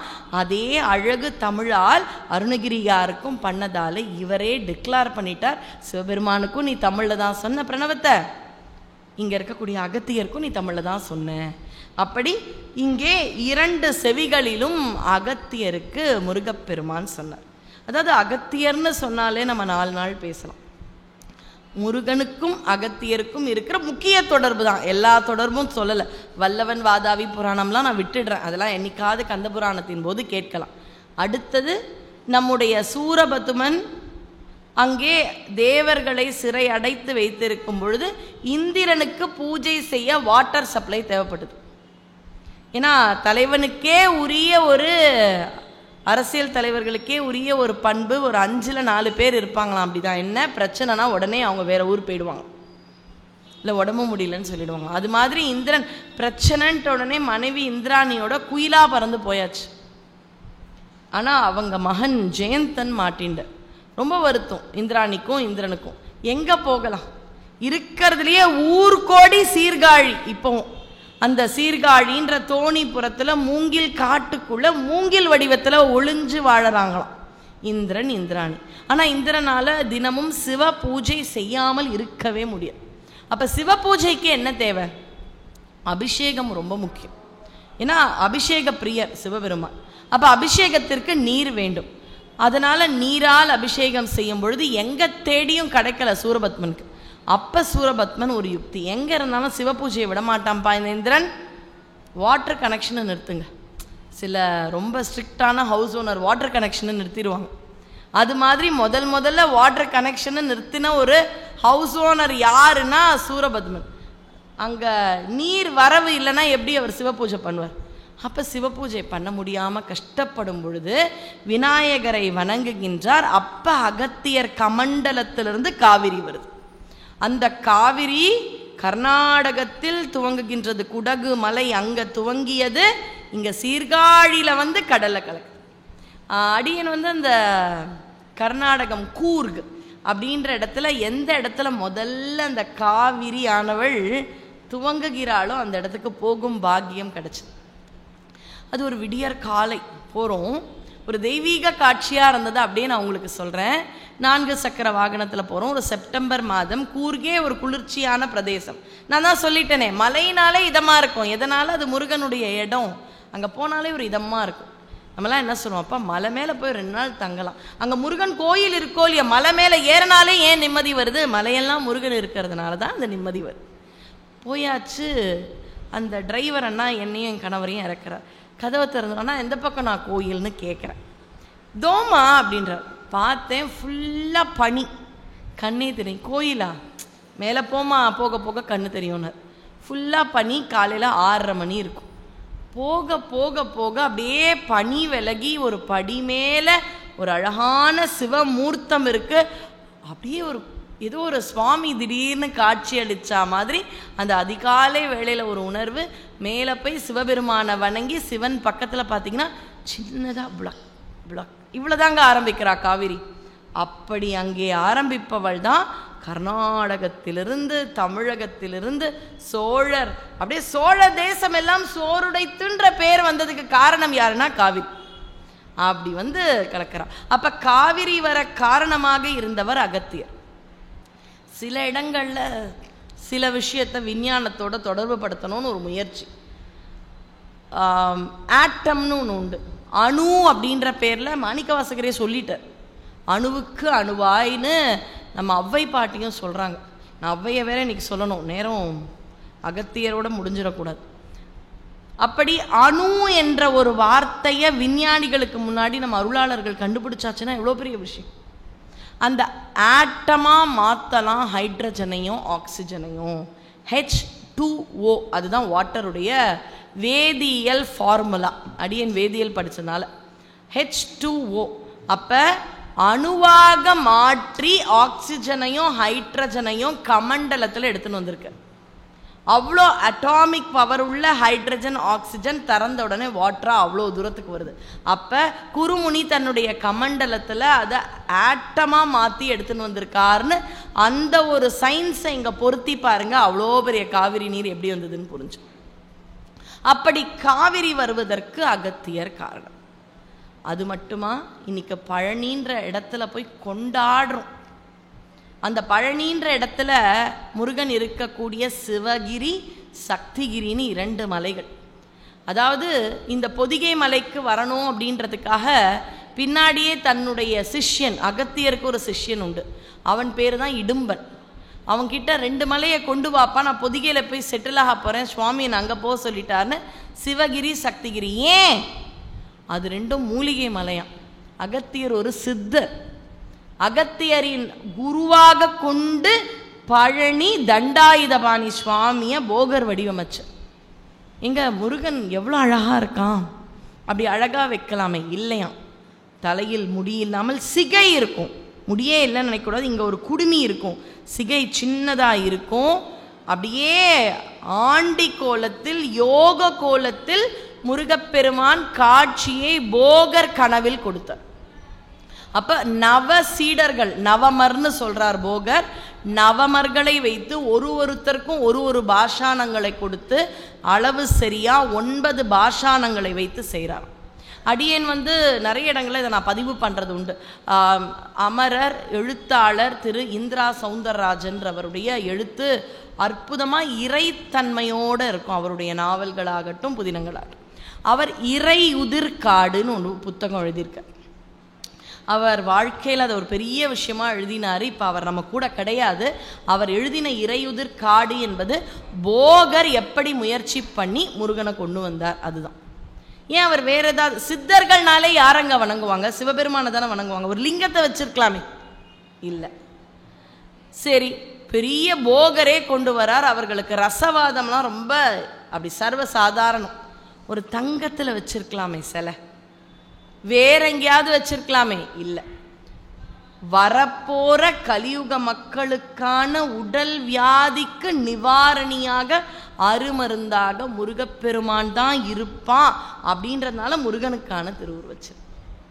அதுலேயும் எப்படி இருக்க வேண்டும் என்பதை முருகப்பெருமானே போகர் கனவில் காட்சியளித்தார், யோக கோலத்தில் காட்சியளித்தார். அது மட்டுமல்ல, பழனி அப்படின்ற அந்த மலையின் உச்சி செவ்வாய் ஆதிக்கம். நீங்கள் விஞ்ஞான ரீதியாக பார்த்துக்கோங்க. நான் அடிக்கடி ஏன் விஞ்ஞானம் சொல்கிறேன்னா, இப்போ விஞ்ஞானத்தால் இதெல்லாம் என்னைக்கோ நிரூபணமானது. இதுக்கு முன்னாடியே நம்ம மக்கள் சொல்லிட்டாங்க. டைரக்டாக மார்ஸ் அப்படின்ற அந்த பிளானட்டுடைய ஆதிக்கம் வர இடம் பழனி உச்சி.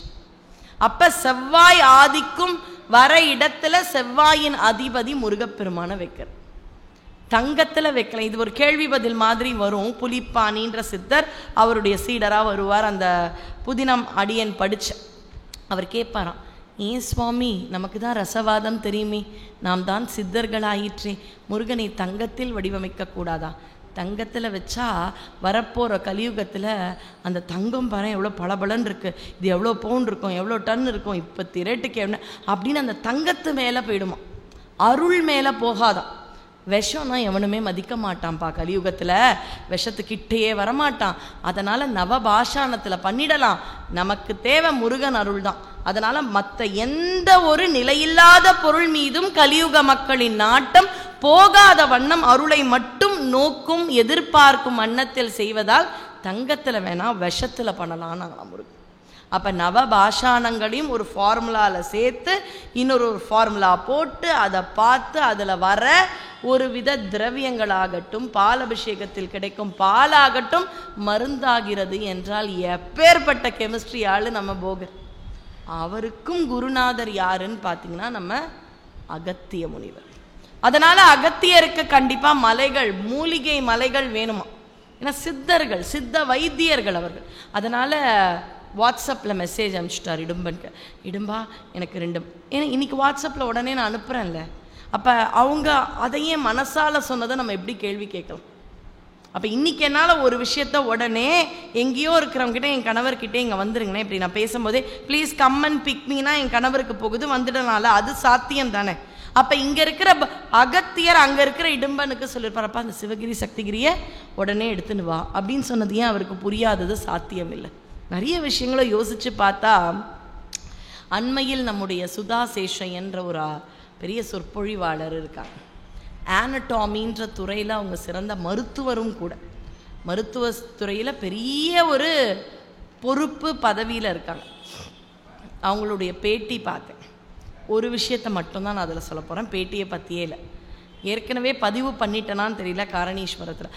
நீங்கள் ஒரு டாக்டர், உங்கள் அம்மா அப்பா ஒரு டாக்டர், ஏன் சொற்பொழிவாளராக மாறினீங்கன்ற கேள்விக்கு அவங்க சொன்ன ஒரு இது சொல்லணும்னு நினைக்கிறேன். ஒன்றும் இல்லை, நான் சின்ன வயசில் இருக்கும்பொழுது அம்மா அப்பா கிளினிக்கில் டாக்டராக இருப்பாங்க. முடிச்சுட்டு வந்துட்டு அவங்க டேபிள் முழுக்க திருவாசகமும் திருக்குறளும் இருக்கும்.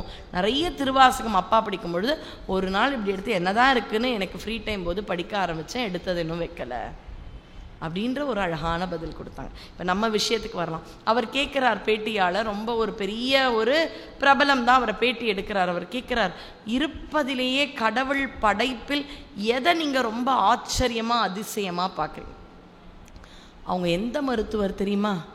ஜுரம் சளி அந்த மாதிரி ஜென்ரல் ஃபிசிஷியன் கிடையாது, குழந்தைக்கு இருக்கக்கூடிய பீடியாட்ரிக்கும் கிடையாது. அவங்க ஆனட்டாமியில் ஸ்பெஷலிஸ்ட் பண்ணியிருக்காங்க. அப்படின்னா உடல் கூராய்வியல். ஒரு மனிதனின் உடலை வெட்டி போட்டு உள்ளுக்குள்ளே என்னென்ன அவயங்கள் இருக்குன்னு அவன் உயிர்விட்ட பிறகு அதையெல்லாம் பார்க்கும் ஒரு படிப்பில் அவங்க ரொம்ப நிபுணியாக இருக்கிறார்கள். அப்போ அவங்க உடம்பெல்லாம் வெட்டிட்ட உடனே பார்ப்பேன், அந்த ஒரு அவயங்கள் உறுப்புகளை பார்ப்பேன். உயிர் இருக்கிறவரை இது திறமையாக எப்படியெல்லாம் வேலை பண்ணுச்சு, கடவுள் எந்த சிஸ்டமில் இதை அனுப்புகிறான்ப்பா. ஒரு மூளையில் இருக்கிற நரம்பில் ஒன்று போச்சுன்னா கூட திருப்பி வர முடியலையே. மூளை பாதிக்குதுன்றாங்க, திருப்பியும் வருமானது தெரியாதுன்றாங்க. நியூரோ சர்ஜன் கிட்டேயும் ஓரளவு தானே அவங்களுடைய கெப்பாசிட்டின்றது இருக்கு. ஆனால் இன்றைக்கி நம்ம மூளையில் பாருங்கள் எதெல்லாம் ஞாபகம் வச்சுருக்குன்னா, சின்ன வயசில் படித்த பாசுரங்கள் பாட்டு கூட மறந்துடும். யாராவது நம்ம கணவர் வீட்டில் கல்யாணம் ஆன புதுசில் நம்மளை யாராவது திட்டியிருப்பாங்க, அதெல்லாம் கூட ஞாபகத்துக்கு இருக்குங்கல்ல. அன்னைக்கு அவர் நம்மளை அப்படி சொல்லிட்டாரு அப்படின்ற தேவையுள்ள விஷயங்களோட தேவையற்ற மறக்க வேண்டிய விஷயங்களை கூட மறக்காமல் இந்த மூளை வச்சிருக்குன்னா என்ன அதை விட்டு போச்சு? இவ்வளோ நேரம் மூச்சு விட்டுட்டு இருந்தார், என்ன இவரை விட்டு போச்சு? எதுவுமே ஒர்க் ஆகலையே, இந்த சிஸ்டம் அப்படியே ஜாம் ஆகிடுதே. இதை பார்க்கும் பொழுது கடவுள் படைப்பை எனக்கு அப்படியே பிரமிப்பாக இருக்குது. அதை கிட்ட திறந்து பார்க்குறேன். அதுவரை நாங்கள் ஒரு பேர் வச்சுருந்தாங்க, அழகாக இருந்தாங்க, கலராக இருந்தாங்க, பெரிய பதவியில் இருந்தாங்க, இந்த சொத்தை யார் எடுத்துட முடியும்னு கேட்டாங்க. ஆனால் இப்போ ஒன்றுமே இல்லாமல் அவங்க உடம்பை விட்டு எதை போச்சு? வெட்டி போடுறேன் வலினே சொல்லலையே. அதுக்கு முன்னாடி சின்னதாக காலை யாராவது மிதிச்சா கூட அப்படி சொல்லிடுவோம்ல. யோசிச்சு பாருங்க, எங்கெல்லாம் வலிக்குதோ அங்கெல்லாம் அம்மாவை கூப்பிடுவோம். ரொம்ப வலினா அம்மா அப்படின்வோமா, நிம்மதியாக அப்படி உட்காந்தனா அப்பா அப்படின்வோம். அப்போ நம்மையும் அறியாமல் வலிகளில் வருவது அம்மா, நிம்மதியாக இருந்தா அப்பா. அடுத்தது அம்மா அப்பாவா முருகனை பார்க்க போகிறோம். முதல்ல அகத்தியரில் முருகனை யாராக தரிசித்தோம்? முதலில் நாம் அகத்தியரின் குருவாக முருகப்பெருமானை தரிசித்தோம். முருகனிடம் உபதேசம் பெற்ற சீடராக அகத்தியரை நாம் தரிசனம் செய்தோம். அவர் சொல்லிட்டார், இடும்பா 2 மலையும் கூட்டின்னு வந்துச்சு, எடுத்துன்னு வந்துரு, சிவகிரி சக்திகிரி எதில் எடுத்துன்னு வரட்டும், எப்படியாவது எடுத்து. அப்போ முதல்ல இடும்பன் கண்டுபிடிச்சது தான் காவடின்ற சிஸ்டம். தராசு மாதிரி ஒன்றை வச்சு ஒரு தட்டில் சிவகிரி இன்னொரு தட்டில் சக்திகிரி வச்சு முதல்ல தராசு மாதிரி வரார் இடும்பன். புதிய மலைக்கு போனோம். அதுக்கு முன்னாடியே கொடைக்கானல் கிட்ட பழனி மலையா, அந்த இடத்துல கொஞ்சம் ரெஸ்ட் எடுக்கலான்னு அப்படி மலையை வச்சாரு. வச்ச மலையை எடுக்க முடியல. நிமிந்து பார்த்து திட்டுறாராம். அங்கேயே ஒரு ஆண்டி கோலத்தில் ஒரு சின்ன பையனா, யாருப்பா நீ, கொஞ்சம் இறங்குப்பா, மலையை எடுக்கணும், எடுக்கவே முடியல, நீ இருக்கிறதாலே. இது ஏன் இடம், நான் தரமாட்டேன்றாராம் மலையை. இதே பிள்ளை யாருன்னு சொல்லிட்டு அகத்தியரிடம் பிள்ளையார் போய் விளையாடினார். அதாவது பிள்ளையார் முருகன்ற தத்துவத்தை ஔவையார் கிட்ட சொல்லணும்னு நினச்ச முன்னாடியே சொல்லிடும். எடுத்த உடனே பிள்ளையார் வழிபாடு முக்திக்கு முருக வழிபாடுன்னு சொல்கிறாங்க. ஏன் அப்படின்னா பிள்ளையார் கொழுந்தான். முதல்ல ஒரு விஷயம் கொழுந்தா இருக்கும், அப்புறம் தான் அது காயாகி கனியாகி பழுத்த பழமாக மாறும். இப்போ பாருங்க, 5 கரத்தனை, எனக்கு மறந்துடுச்சு, நீங்க சொல்லுங்க, நீங்க சொன்னதான். 5 கரத்தனை ஆனை முகத்தனை எந்தின் இளம்பிரை போலும் ஏயிற்றனை நந்தி மகந்தனை ஞான. அப்ப பக்தியில் ஆரம்ப நிலையில் நாமெல்லாம் கொழுந்தாதான் இருக்கும். அப்ப பக்திக்கு முதல்ல பிள்ளையார்கிட்ட போங்க. குழந்தைங்களுக்கு பிள்ளையார் அறிமுகப்படுத்துங்க. பிள்ளையார்கிட்ட எக்ஸாம்க்கு தலையில அழகா கொட்டிண்டு தோபிற்காரணம் போட்டு போப்பா, எக்ஸாம்ல பாஸ் ஆவ. பக்தியை துவங்கக்கூடிய இடம் பிள்ளையார். அப்ப ஞானம் நமக்கு கொழுந்து மாதிரி தான் இருக்கும். ஞான கொழுந்தினை புந்தியில் வைத்து அடி போற்றுகின்றோமே. இந்த ஞான கொழுந்து தான் பக்தி வளர வளர வளர வளர ஞானப்பழம் அப்படின்ற முக்தி கொடுக்கக்கூடிய முருகனை காண்பிக்கும். அதுதான் பிள்ளையார் வழிபாடு. இப்ப முதல்ல பிள்ளையார் தரிசனம் அவருக்கு எந்த இடத்துல? அந்த காவிரியை காக்கை வடிவத்தில் வந்து கமண்டலத்து நீரை தள்ளிவிட்டது பிள்ளையார். அடுத்தது இங்க முருகன். அப்படி 2 மலையை வச்சாச்சு, எடுக்க முடியல. இப்ப பயமாயிடுச்சு. அச்சோ, அகத்திய மலையோட வர சொன்னாரே, முழுக்க மூலிகையாச்சு, இப்ப எப்படி கொடுக்கறது? அகத்தியர்கிட்ட தரணும் இல்லையா? வேற ஏற்பாடு ஆயிடுச்சு. என்னுடைய குருநாதர் மலையை அங்கேயே வச்சுக்கலான் இருக்காரு. விட்டுட்டு வா. அப்புறம் இடும்பன் கேட்கிறான், முருகா நீங்க வரப்போற போல, எனக்கு அது தெரியாது, உன்னுடைய திருவிளையாடல் தெரியாது. இன்னைக்கு நம்மை மாதிரி பல முருக அன்பர்கள் பயன் பெற வேண்டும் என்பதற்கு என்னைக்கோ நடந்திருக்கு. அப்ப இடும்பன் கேட்கிறான், என்னை மன்னிச்சுக்கோ முருகா, நாளைக்கு என்ன மாதிரி யாராவது இந்த காவடி மாதிரி அவர்களுக்கான இயன்ற காணிக்கைகளை முருகான் இந்த மலை மேல வந்தா எல்லாமே நீ கொடுக்கணும் முருகா. அதனால்தான் நம்முடைய தமிழர்கள் குறிஞ்சி வாழ் மக்கள் குறிப்பா அவங்க முதல் காணிக்கைய காவடி வடிவத்துல கொண்டு போய் இறைவன் கிட்ட கொடுத்துருவான். முதல் காணிக்கை தேனா தினையா அரிசியா என்ன உங்க வியாபாரமோ அதுல கிடைக்கக்கூடிய முதல் விளைச்சல் என்பதை இறைவனுக்கு தைப்பூசம் அறுவடை ஆன உடனே முதல்ல அவனுக்கு கொடுத்துட்டு தான் வியாபாரம் லாபம் எல்லாமே அப்படின்றத கொண்டு வந்தாங்க. அப்ப ஏன் சர்ப்ப காவடிலாம் வந்துடுச்சு? இப்பெல்லாம் பாத்தீங்கன்னா அரசு ஒரு அறிக்கை கொடுத்தாங்க, சர்ப்ப காவடி அனுமதி இல்லைன்னு. சர்ப்பம்னா நாகம். ஏன் அந்த காலத்துல உண்மையாவே சர்ப்ப காவடி இருக்கும்? ஏன் அந்த சர்ப்ப காவடி அப்படின்னு பாத்தீங்கன்னா, பல எலிகளும் வந்து விவசாய நிலங்களை அழிக்குமா. அப்ப எலிகளை அழித்து விவசாய நிலனை நாகங்கள் காப்பாற்றும். அப்ப என்னுடைய விவசாயம் செழிக்க காரணம் இந்த நாகம். அதனால அந்த நாக கூட்டத்திலிருந்து ஒரு சர்ப்பத்தை பிடிச்சிட்டு வந்து முருகா உன்கிட்ட அதை காணிக்கையா கொடுக்கிறேன்னு வந்ததுதான் சர்ப்ப காவடி. இப்ப அதெல்லாம் விடுறதில்லை, யாரும் சர்ப்ப காவடியோடு வரக்கூடாது அப்படின்றதோட தான் தைப்பூசத்துலலாம் வராங்க. அப்ப முதல் விளைச்சல் அந்த காவடி தூக்கிண்டு போய் முருகன் கிட்ட கொடுக்கிற பழக்கத்தை கொடுத்த அடுத்த அடியார் யார் என்றால் இடும்பன். இடும்பா யுதனே இடும்பா போற்றி, கடம்பா போற்றி, கந்தா போற்றி, வெற்றி புனையும் வேளே போற்றி, உயர்கிரி கனக சபை கோரரசே. அடுத்தது யாரு? முதல்ல அகத்தியர் பார்த்தோம், அவரால் சிவகிரி சக்திகிரி வந்ததுன்னு பார்த்தோம். அவரோடு வந்த இடும்பன்ற அடியாரை பார்த்தோம். அடுத்த அடியார் நீங்க யோசிச்சிருக்க மாட்டீங்க. அடுத்த அடியார் யார் என்றால் முசுகுந்த சக்கரவர்த்தி.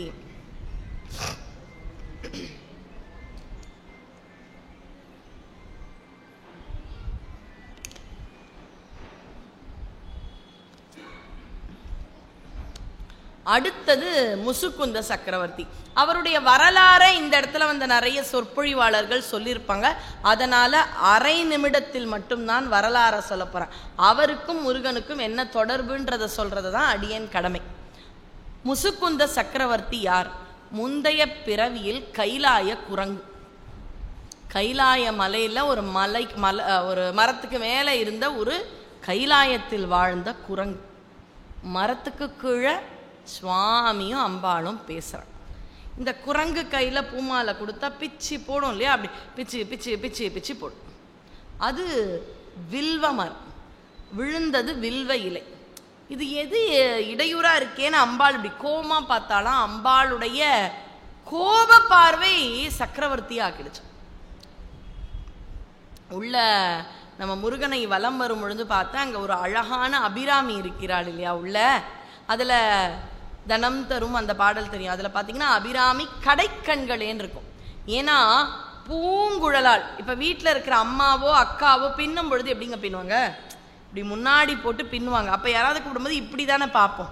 அப்படி பூங்குழலால் பின்னிண்டே இருக்கலாம். அபிராமின்னு கூப்பிடுறோமா அப்படின்றாலாம். அந்த கடைக்கண்களுக்கு தனம் தரும், கல்வி தரும், ஒரு நாளும் தளர்வரியா மனம் தரும், தெய்வ வடிவும் தரும், நெஞ்சில் வஞ்சமிலாயினம் தரும், நல்லன எல்லாம் தரும் அப்படின்றது. அதுக்கு எதுக்காக? கடைக்கண்ணுக்கே எவ்வளவா. இப்போ அம்பாள் நேராக பார்த்துட்டா அந்த குரங்கு டக்குன்னு சக்கரவர்த்தியாக வந்து நின்றுச்சு. நே சுவாமி சந்தோஷமா கைலாய குரங்கா இருந்த அம்மா உன்னை பார்த்துட்டா, போ சக்கரவர்த்தியா போ. இப்போ குரங்கு என்னங்க பண்ணியிருக்கணும்? ரொம்ப சந்தோஷம் சுவாமி அப்படி தானே சொல்லியிருக்கோம். குரங்கு அழுதான். இப்போ குரங்குன்னு சொல்லக்கூடாது, சக்கரவர்த்தி அழறாராம். ஏன்? வேண்டாம் வேண்டாம், நான் கைலாயத்தில் குரங்காவே இருக்கேன், கீழே போய் சக்கரவர்த்தியாக இருந்தாலும் பாவத்தை சுமந்துண்டு அங்கே அவ்வளோ பெரிய பதவி வேண்டாம், அதுக்கு கைலாயத்தில் மூலையில் ஒரு குரங்கா இருந்துடுறேனே. அதெல்லாம் இல்லை, அவள் பார்த்த பார்வை அந்த புண்ணியம் வந்தாச்சு, நீ சக்கரவர்த்தியாக இருக்கணும். இது வேண்டாமே, கொடுத்தாச்சே, சரி ஒன்று மட்டும் மாற்றி தரீங்களா? என்ன? உங்களை சொல்ல, இப்போ எனக்கெல்லாம் குரங்கு மாதிரி முகம் இருந்தாலும் அழகுபடுத்திக்கிறோம், ஆனால் அழகான சக்கரவர்த்தி முகத்தை குரங்கா மாற்றிடுங்கன்னு கேட்டு, ஏன்? அப்போ தான் கண்ணாடி பார்க்கும் பொழுது நான் கைலாய குரங்கு, புவிலோக சக்கரவர்த்தி இல்லை, கைலாய குரங்கு, அதுதான் மேன்மைன்றது ஞாபகத்துக்கு வருமா. அதனால் குரங்கு முகத்தோடு வந்தவர் முசுகுந்த சக்கரவர்த்தி. இவ்வளோதான் அவருடைய ஃப்ளாஷ்பேக், அவர் சரித்திரம். இப்போ முருகனுக்கும் அவருக்கும் எப்படிங்க தொடர்பு? அதாவது பூ உலகில் அன்று வாழ்ந்த ஒரு அரசருக்கு தெய்வ யானையோடு முருகப்பெருமான் திருமணம் செய்து கொண்டார் அல்லவா திருப்பரம் குன்றத்தில், அதை காணும் பேரு கிடைத்ததா, அதுதான் முசுகுந்த சக்கரவர்த்தி. உங்களுக்கு தெரியும், சூரசம்ஹாரம் ஆச்சு. சூரசம்ஹாரம் ஆன உடனே இந்த மணமகளை கொடுக்கிறாரு, வேழ மகள்ன்ற யானை மகளை இந்திரன் கொடுக்கிறார். இந்த சரித்திரம் உங்களுக்கு தெரியும். திருப்பரம் குன்றத்தில் கல்யாணம் போட்டது போட்டபடி இருக்கான், தலை கீழே இருக்கான். எது? இந்திரலோகம். அப்போ உடனே கல்யாணத்தை பண்ணணும்னா அதுக்கான அரேஞ்ச்மெண்ட்ஸை ஒரு தமிழ் சக்கரவர்த்தி முசுகுந்தன் நிறைய ஹெல்ப் பண்ணார். அதனால் அவருக்கு ஒரு ப்ரைவேட்டாக இன்விடேஷன் வருது.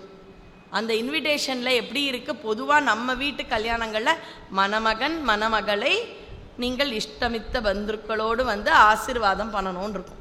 அந்த பத்திரிக்கையில் நீங்கள் எல்லாரும் வந்து மணமகன் மணமகளிடம் ஆசி பெற்று செல்லுமாறு கேட்டுக்கொள்கின்றோம்னு ஒரு பத்திரிக்கை. ஏன்? மணமகன் முருகப்பெருமான் வா வந்து ஆசி பெற்றுக்கோங்கன்னு ஒரு பூலோகத்தில் இருக்கக்கூடிய முசுகுந்த சக்கரவர்த்திக்கு பத்திரிக்கை. போகிறார், கல்யாணத்தை பார்க்குறார், அவ்வளோதான். ஏன் நான் இவரை கொண்டு வந்தேன் அப்படின்னு பார்த்தீங்கன்னா, இவர் மட்டும்தான் என்ன பண்ணுறாரு, நம்முடைய வசிஷ்டரை, இதுதான் ரொம்ப முக்கியமான விஷயம், கந்தபுராணம் கொடுக்கும் செய்தி, இதை கொடுத்தது முசுகுந்தர். இன்னைக்கு நம்ம சில விரதங்கள்ன்றத முருகனுக்கு இருக்கும். இதை முதல்ல கேட்டது யார், எங்கே, யாரிடம்னு பார்த்தீங்கன்னா, கந்தபுராணத்தில் முசுகுந்த சக்கரவர்த்தி வசிஷ்டர் கிட்ட கேட்குறார். கல்யாணத்துக்கு போயிட்டு வந்தார், வந்ததுலேருந்து முருகன் அழகில் தன்னை மறந்துட்டார், வசிஷ்டரை கூப்பிட்றார். இந்த முருகன் அருள் கிடைக்க வேண்டும் என்றால் இவனுக்கு நான் எப்படியெல்லாம், என்றெல்லாம், எவ்வாறெல்லாம் விரதம் இருக்க வேண்டும். அப்போ வசிஷ்டர் சொல்கிறார், வா முசுகுந்தா உட்கார். நாட்களில் செவ்வாய்க்கு அதிபதின்றதுனால செவ்வாய்க்கிழமை முருகனுக்கு விசேஷம், மாற்று கருத்தில். செவ்வாய் மட்டுமல்ல, கந்தபுராணத்தின்படி வசிஷ்டர் சொன்னது வெள்ளிக்கிழமை முருகன் விரதம். அவர் தான் சொல்கிறார், நாளில் வெள்ளிக்கிழமை விரதம் ரொம்ப சிறப்பு முருகனுக்கு. நீ விரதம் வெள்ளிக்கிழமைகளில் இருந்து பார், மனதில் எது நினைத்தாலும் நடக்கும். அதற்கு ஒரு உதாரணமும் சொல்கிறேன்.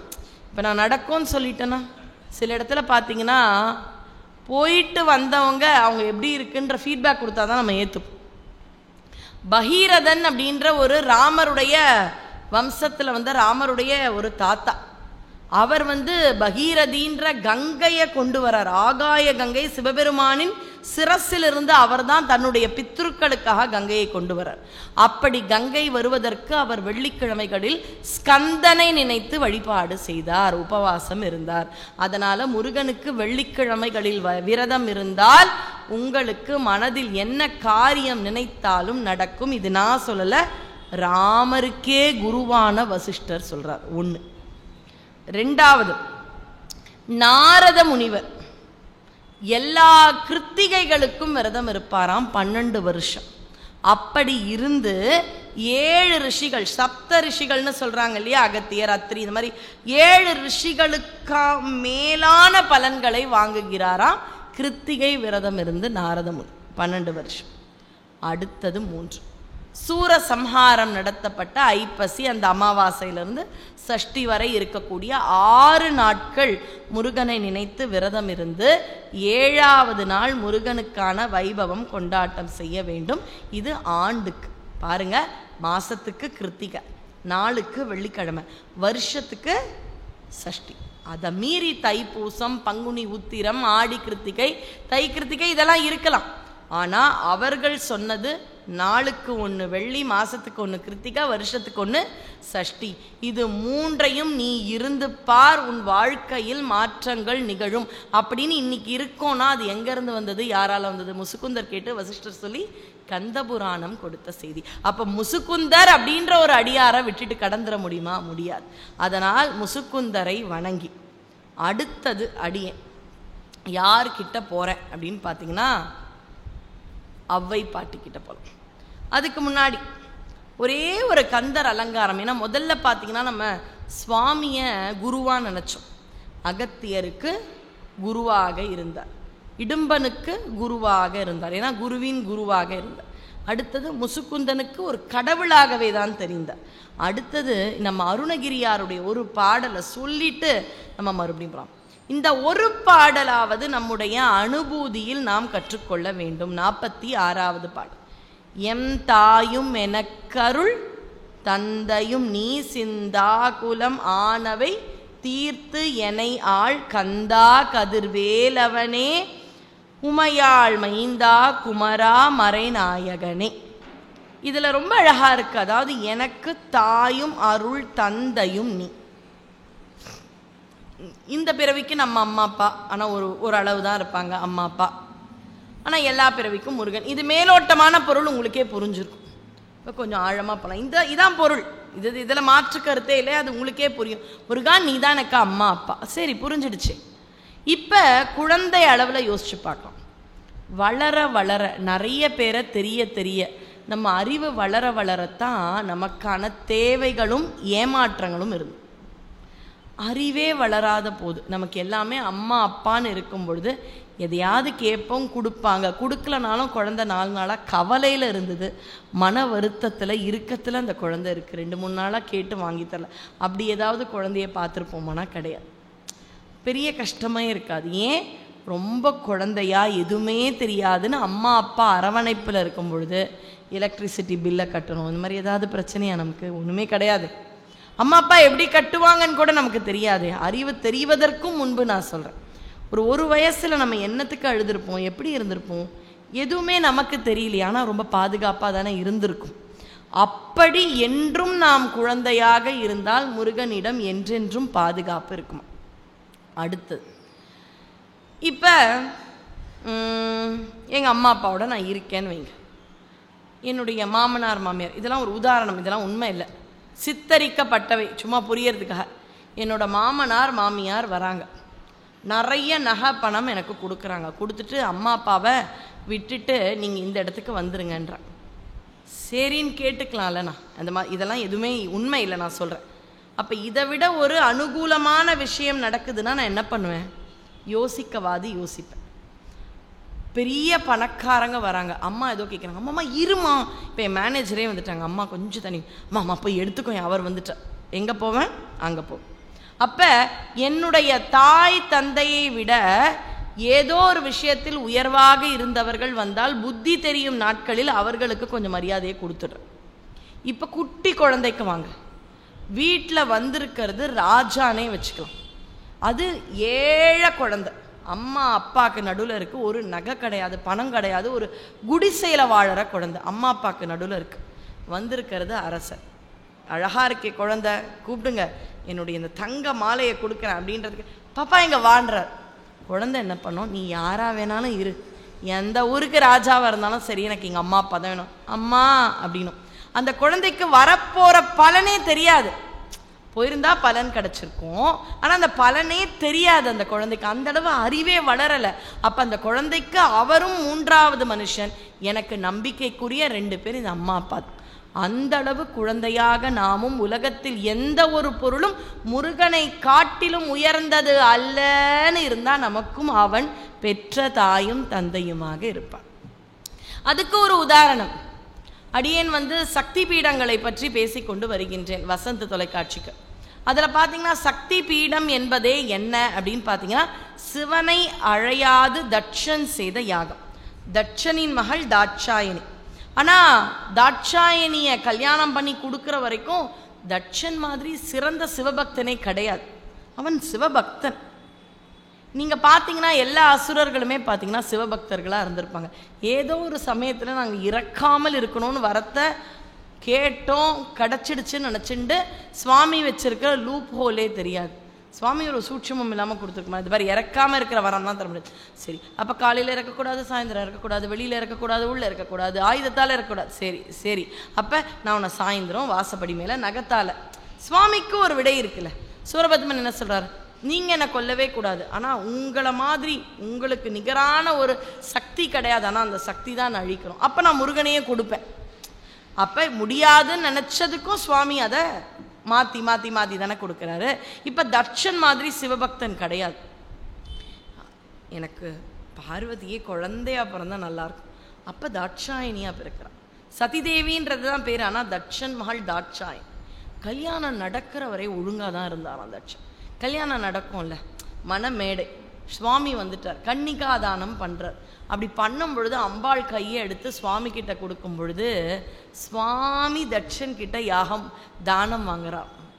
அப்போ தானம் வாங்குறவங்க கை எங்கே போகும்? கீழே. கொடுக்கிறவர் கை எங்கே இருக்கும்? மேலே. தட்சன் தாட்சாயணி கையை கொடுக்குறாரா, சுவாமி கீழே இருந்து வாங்கும் பொழுது என்னாச்சு? மாப்பிள்ளை காணும். முதல்ல திருமண சமயத்தில் மாப்பிள்ளை காணும். இதெல்லாம் தான் இன்றைக்கி பெரிய நியூஸாக நம்ம நியூஸ் பேப்பரில் படிப்பேன். இப்போ நியூஸ் பேப்பர் படிக்கிற இதுவே ரொம்ப பேருக்கு குறைஞ்சிடுச்சு. அப்போல்லாம் பாருங்கள், திருமண வேளையில் மாப்பிள்ளை மாயம், இது தானே படிப்போம். அப்போ முதல்ல திருமண சமயத்தில் காணாமல் போன மாப்பிள்ளை சிவபெருமான். பக்குன்னு ஆயிடுச்சு எல்லாருக்கும். ஏன்ட்டோன்னே சுவாமி அசரீரியாக சொல்கிறான், நான் இருந்தால் நான் இருக்க மாட்டேன். யாருக்கும் புரியல. இல்லை, தட்சனுக்கு மேலே கை வச்சு கொடுக்கும் பொழுது நான்ற அகந்தை வந்துடுச்சு, அதனால் நாங்கள் நான் இல்லை. ஓ சாமி சாமி மன்னிச்சுக்கணும், ஏதோ நினச்சிட்டேன், நானே உங்களுக்கு தானம் பண்ணுறேன்ல, வரம் கொடுத்த உங்களுக்கு தானம் பண்ணுறேன்னு நினச்சிட்டேன், தெரியாமல் பண்ணிட்டேன்னு மன்னிப்பு கேட்குறார் சுவாமி. மறுபடியும் தாட்சாயணி கல்யாணம். மறுபடியும் அந்த அகந்தை. ஐயோ, இந்த அகந்தைன்றது எப்படின்னு பார்த்தீங்கன்னா கொடுமையான வியாதியை விட கொடுமையானது. எப்போ வளரும்னே தெரியாது. மறுபடியும் அகந்தை. பெரிய யாகம், சிவனை அழையாத ஒரு யாகம். சிவன் தான் யாகத்தின் தலைவர். அவரை அழையாமல் யாகம் நடத்தணும்னு நினைக்கிறதே ஒரு மடத்தனம். ஆனால் அவர் நடத்துகிறார்.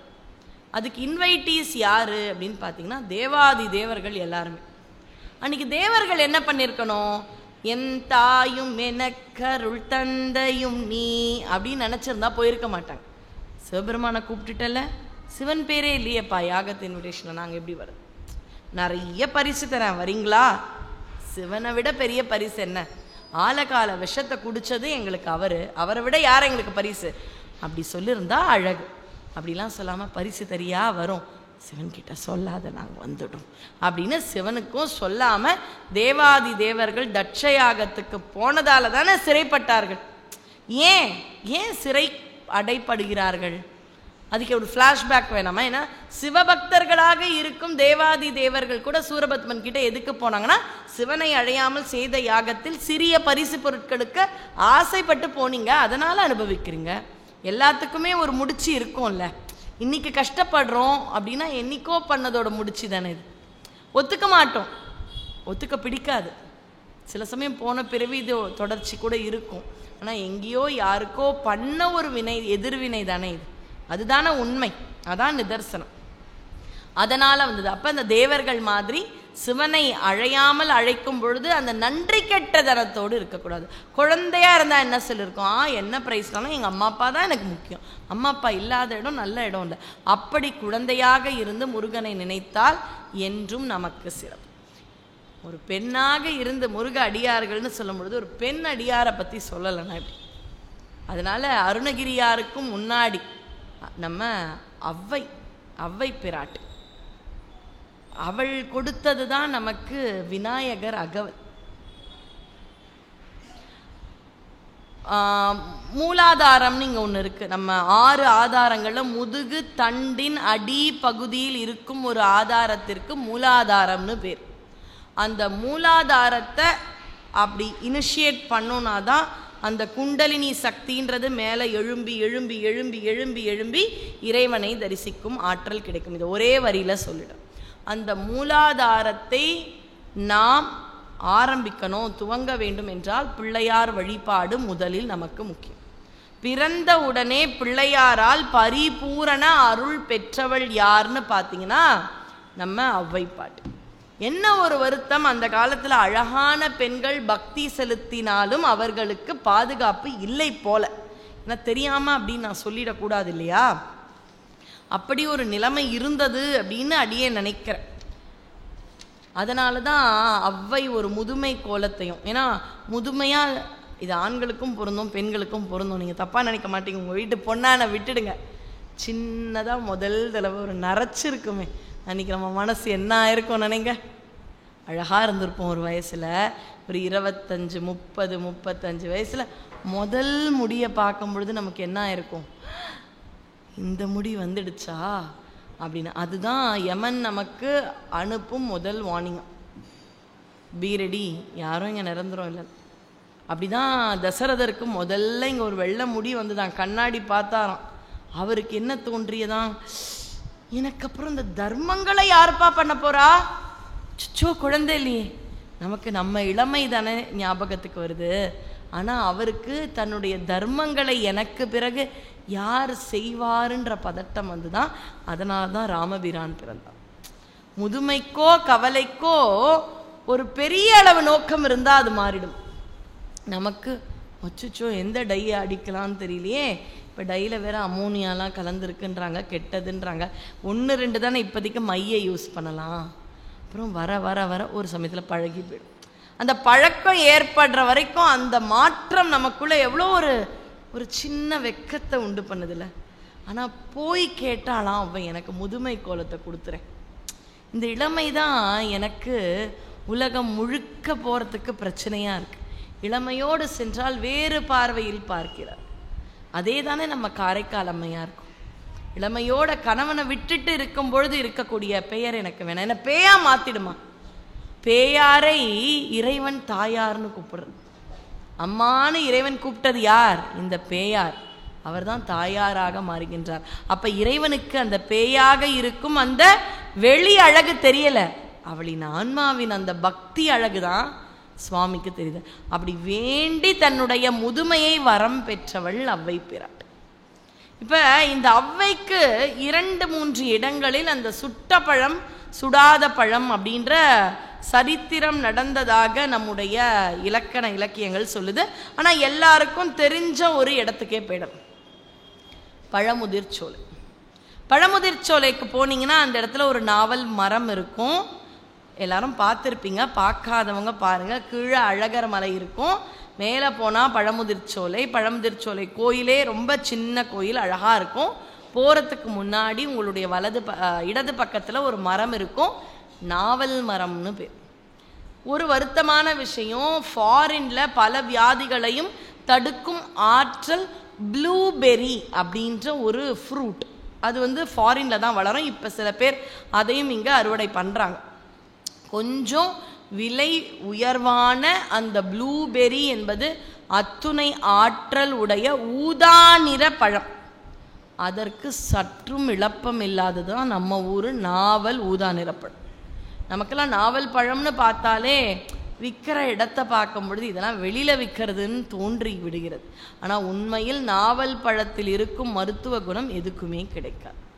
அன்றைக்கு ஔவை பாட்டி, நம்மலாம் நாவல் பழத்தை சாப்பிட்டா முதல்ல என்ன ஆகணும், தொண்டை பிடிக்கும், கொஞ்சம் பயமாக இருக்கும். முதல்ல நாவல் பழம் சாப்பிட்டா அடுத்த நாள் கோல்டு வந்துடும்.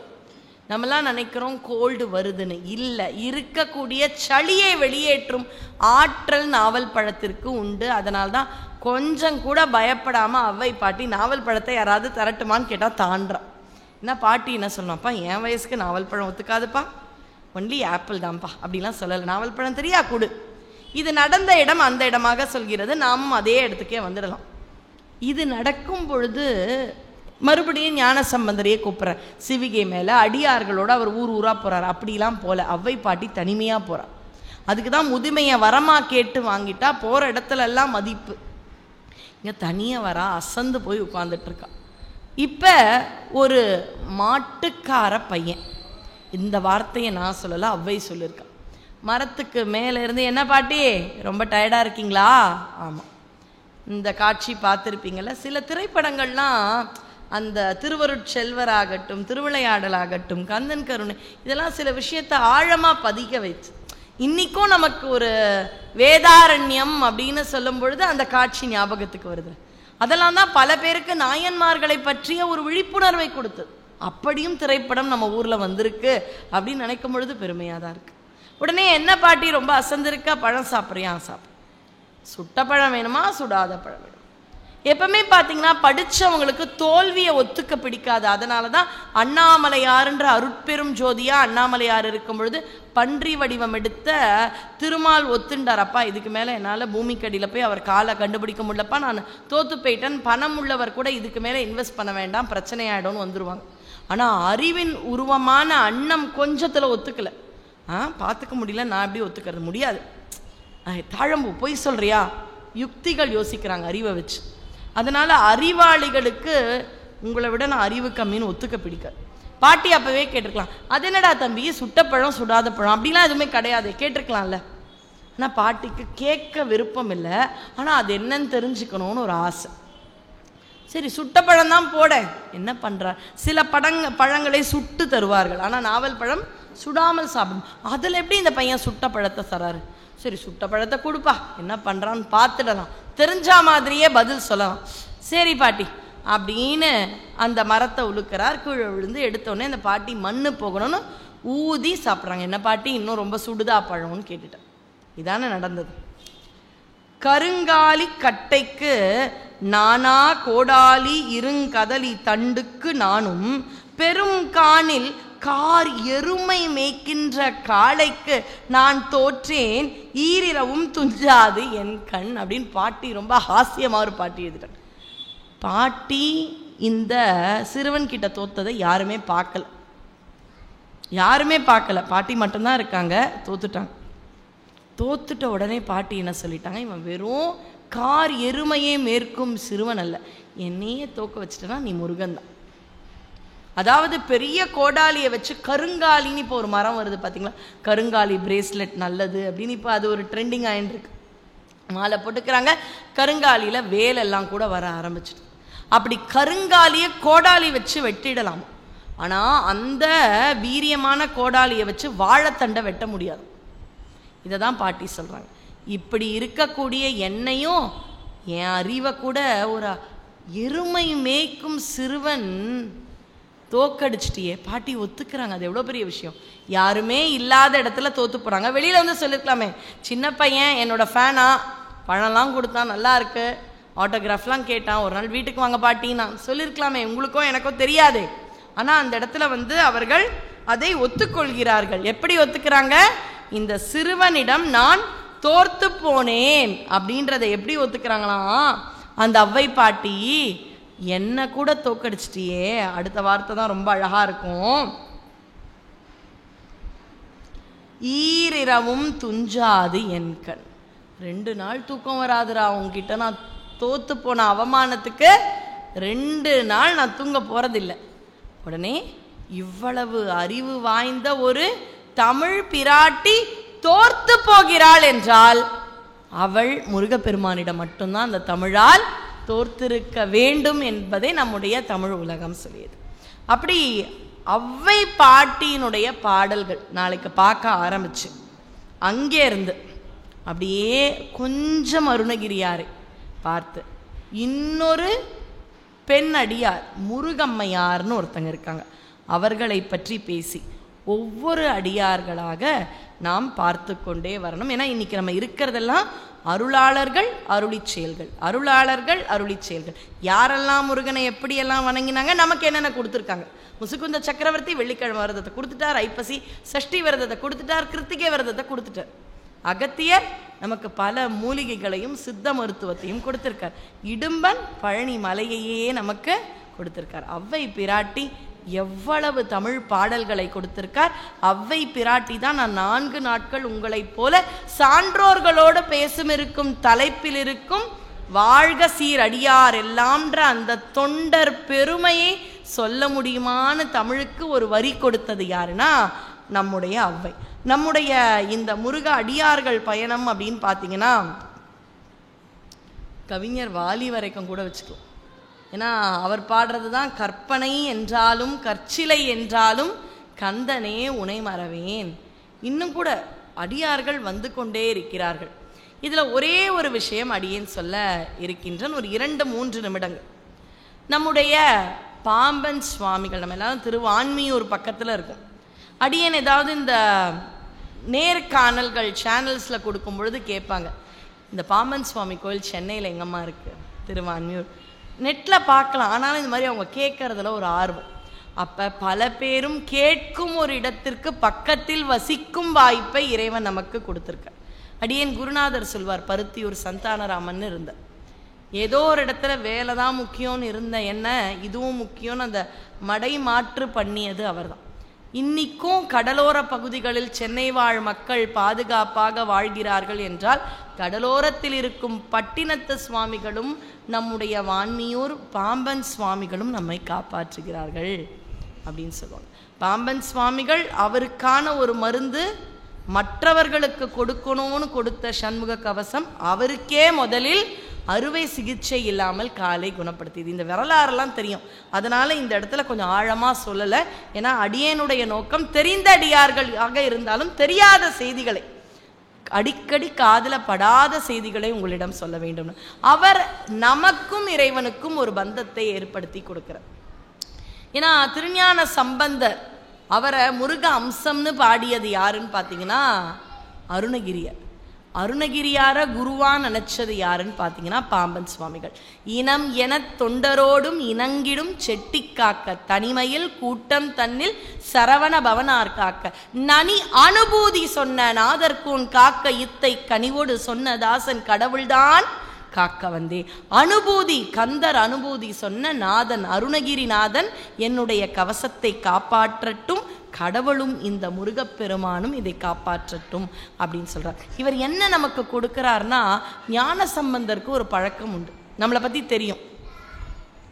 இந்த பாட்டை படிச்சிருங்க, இது கிடைக்கும். ஒன்று பாட்டை படிச்சா சிவம் கிடைப்பாருங்க. ஆனா அதை தாண்டி காலத்துக்கும் சில விஷயம் தேவைப்படுதுல. வேறு தோழிப்பங்கனை படிச்சிருங்க, அடியார்களுக்கு நவக்கோள்களும் நல்ல நல்ல அவை நல்ல நல்லன்னு மாறிடும். உடம்பு சரியில்லையா விபூதி வச்சுக்கோங்க, மந்திரமாவது நீரை படிச்சுங்க. அப்படி இந்த பாட்டு இதை தரும், இந்த பாட்டு இதை தரும். அதே பாணியில சித்திர கவியில் பாம்பன் சுவாமிகள் சுவாமி முருகப்பெருமானோடு நமக்கு ஒரு 8 தொடர்பை கொடுத்துருக்க. பந்தங்கள்னு பேர். எப்படி எனக்கு இருக்கு, இப்ப ரொம்ப பெரிய ஆளோட நமக்கு தெரிஞ்சவர் யாராவது நட்பா இருக்காங்கன்னு வைங்களேன், அவங்க கிட்ட போய் அவங்க லிங்கை எனக்கும் தெரியான்னு கேட்டிங்கன்னா 5ல் ஒருத்தர் தான் அந்த லிங்கை கொடுப்பேன். மற்ற 3-4 பேர் என்ன சொல்லுவாங்கன்னா, ஐயோ அவர் பெரிய ஆள், அந்த மாதிரி கண்டபடிலாம் எல்லாருக்கும்லாம் லிங்கை தரமாட்டேன்ருவாங்க.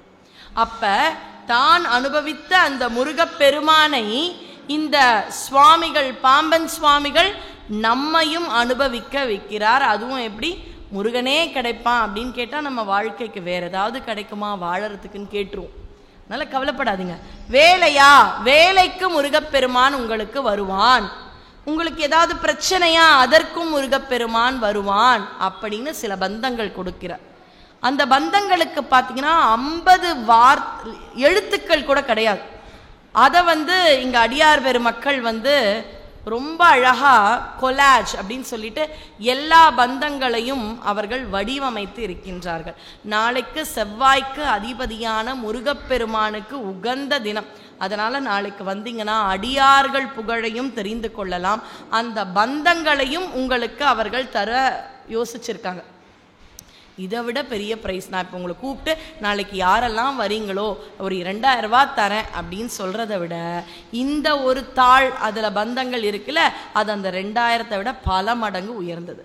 அதில் சஸ்திர பந்தம் அப்படின்னு உங்கள் இல்லத்தில் தொழில் செய்யும் பொழுது அதில் பிரச்சனை இல்லை, வேலை ஊதிய இடங்களில் பிரச்சனை என்றால் அந்த சஸ்திர பந்தம்னு வேல் வடிவத்தில் இருக்கும் சித்திர கவியை வைத்து கொண்டு 50-60 எழுத்துக்கள் கூட இல்லாத ஒன்றை சொல்லணும். அடியே நாளைக்கு அதை உங்களுக்கு சொல்கிறேன்.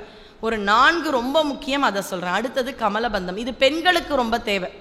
எப்படி சஸ்திரபந்தம் ஆண்களுக்கு ரொம்ப அவசியமோ, கமலபந்தம்னு ஒன்று இருக்குது.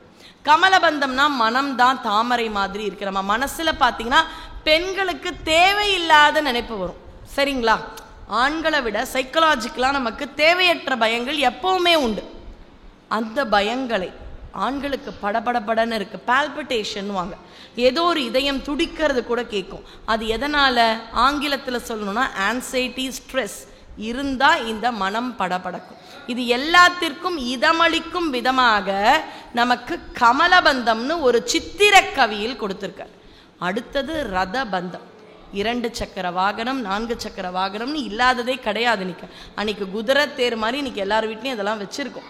அப்படி இருக்கும் பொழுது இங்கே பார்த்தீங்கன்னா நம்ம ராமலிங்க அடிகளார் கூட ரொம்ப அழகாக நீருண்டு, பொழிகின்ற காருண்டு, நிலனுண்டு, பலனுண்டு, அதில் பார்த்தீங்கன்னா வண்டியெல்லாம் உண்டுன்னு போட்டிருப்பார். அப்படி சென்று வரக்கூடிய வாகனங்களில் விபத்து ஏற்படாமல் இருக்க பாம்பன் சுவாமிகள் அருளி செய்த ரதபந்தம், பகை இல்லாமல் இருக்க மயூரபந்தம், இப்படி இருக்கக்கூடிய பந்தங்கள். இது நான் ரொம்ப முக்கியமான 4 பந்தங்கள். சதுரங்க பந்தம்லாம் இருக்குது, அது பார்த்தீங்கன்னா ரொம்ப பெரிய அட்மினிஸ்ட்ரேஷன் லெவலில் எல்லாரையும் எப்படி எதிர்த்து நான் ஆளுமையோடு இருக்கணுன்றதுக்கு சதுரங்க பந்தம். நான் ரொம்ப வாழ்க்கையில் தினம் தினம் உபயோகப்படுத்தக்கூடிய ஒரு தீர்வினை பாம்பன் சுவாமிகள் கொடுத்துருக்காரு. இது நான் போட்டு சொல்லலை, இது ஏதோ நான் இதை ஒரு லேக்கியம் பண்ணியிருக்கேன் வாங்குங்கன்னு சொல்லலை.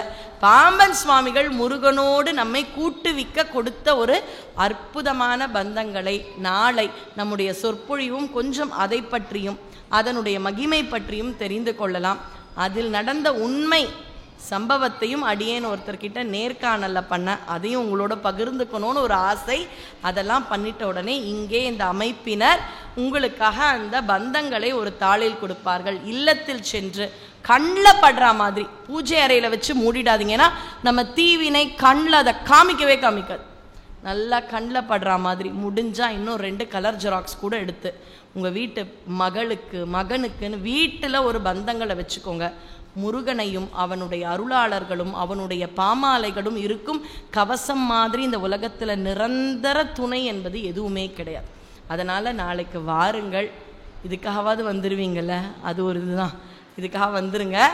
ஏன்னா வேறு ஏதாவது ஒரு விஷயம்னா கூட சின்ன விஷயத்துக்கெல்லாம் கூட நம்ம மனசு ஆசையாக இருக்குது. உங்களெல்லாம் நிஜமாவே அடியேன் தலை வணங்குகின்றேன். ஏன்னா எவ்வளோ பேர் கேளிக்கைகள் தொலைக்காட்சிகள்னு அவசியம்தான், ஆனால் அதெல்லாம் விட்டு இங்கே சொற்பொழிவு நடக்குதுன்னு இத்தனை பேர் வந்திருக்கும் பொழுது உண்மையாக சொல்கிறேன், ஒரு மேடைக்காக சொல்லலை, அவ்வளவு ஆனந்தமாக உங்களோடு லயித்து தான் பேசுகிறேன். சும்மா படிச்சுட்டு பேசணும் அப்படின்றதெல்லாம் கிடையாது. ஆத்மார்த்தமாக பேசுகிறத முருகன் அருளோடு கேட்கும் உங்கள் அனைவருக்கும் அடியேனின் நன்றி. இதை கொடுத்த திருக்கோயில் நிர்வாகத்தினருக்கும் அடியேன் நன்றியை தெரிவித்துக் கொள்கின்றேன். இதுகாரும் கேட்ட உங்களுக்கு வள்ளி தேவசேனா சமேத சிவசுப்பிரமணியன் எல்லா வளங்களையும் அருள வேண்டும் என வேண்டி வான்முகில் வழாது பெய்க மலிவளம் சுரக்க மன்னன் கோன்முறை அரசு செய்க குறைவிலாது உயிர்கள் வாழ்க நான்மறை அறங்கள் ஓங்க நற்றவம் வேள்வி மல்க மேன்மை கொள் சைவ நீதி விளங்குக உலகமெல்லாம். திருச்சிற்றம்பலம். வெற்றிவேல் முருகனுக்கு. நன்றி, வணக்கம். இந்த தகவல் உங்களுக்கு பிடிச்சிருந்தா லைக் பண்ணுங்க, உங்க ஃப்ரெண்ட்ஸுக்கு ஷேர் பண்ணுங்க, மறக்காம எங்க சேனலுக்கு சப்ஸ்கிரைப் பண்ணுங்க.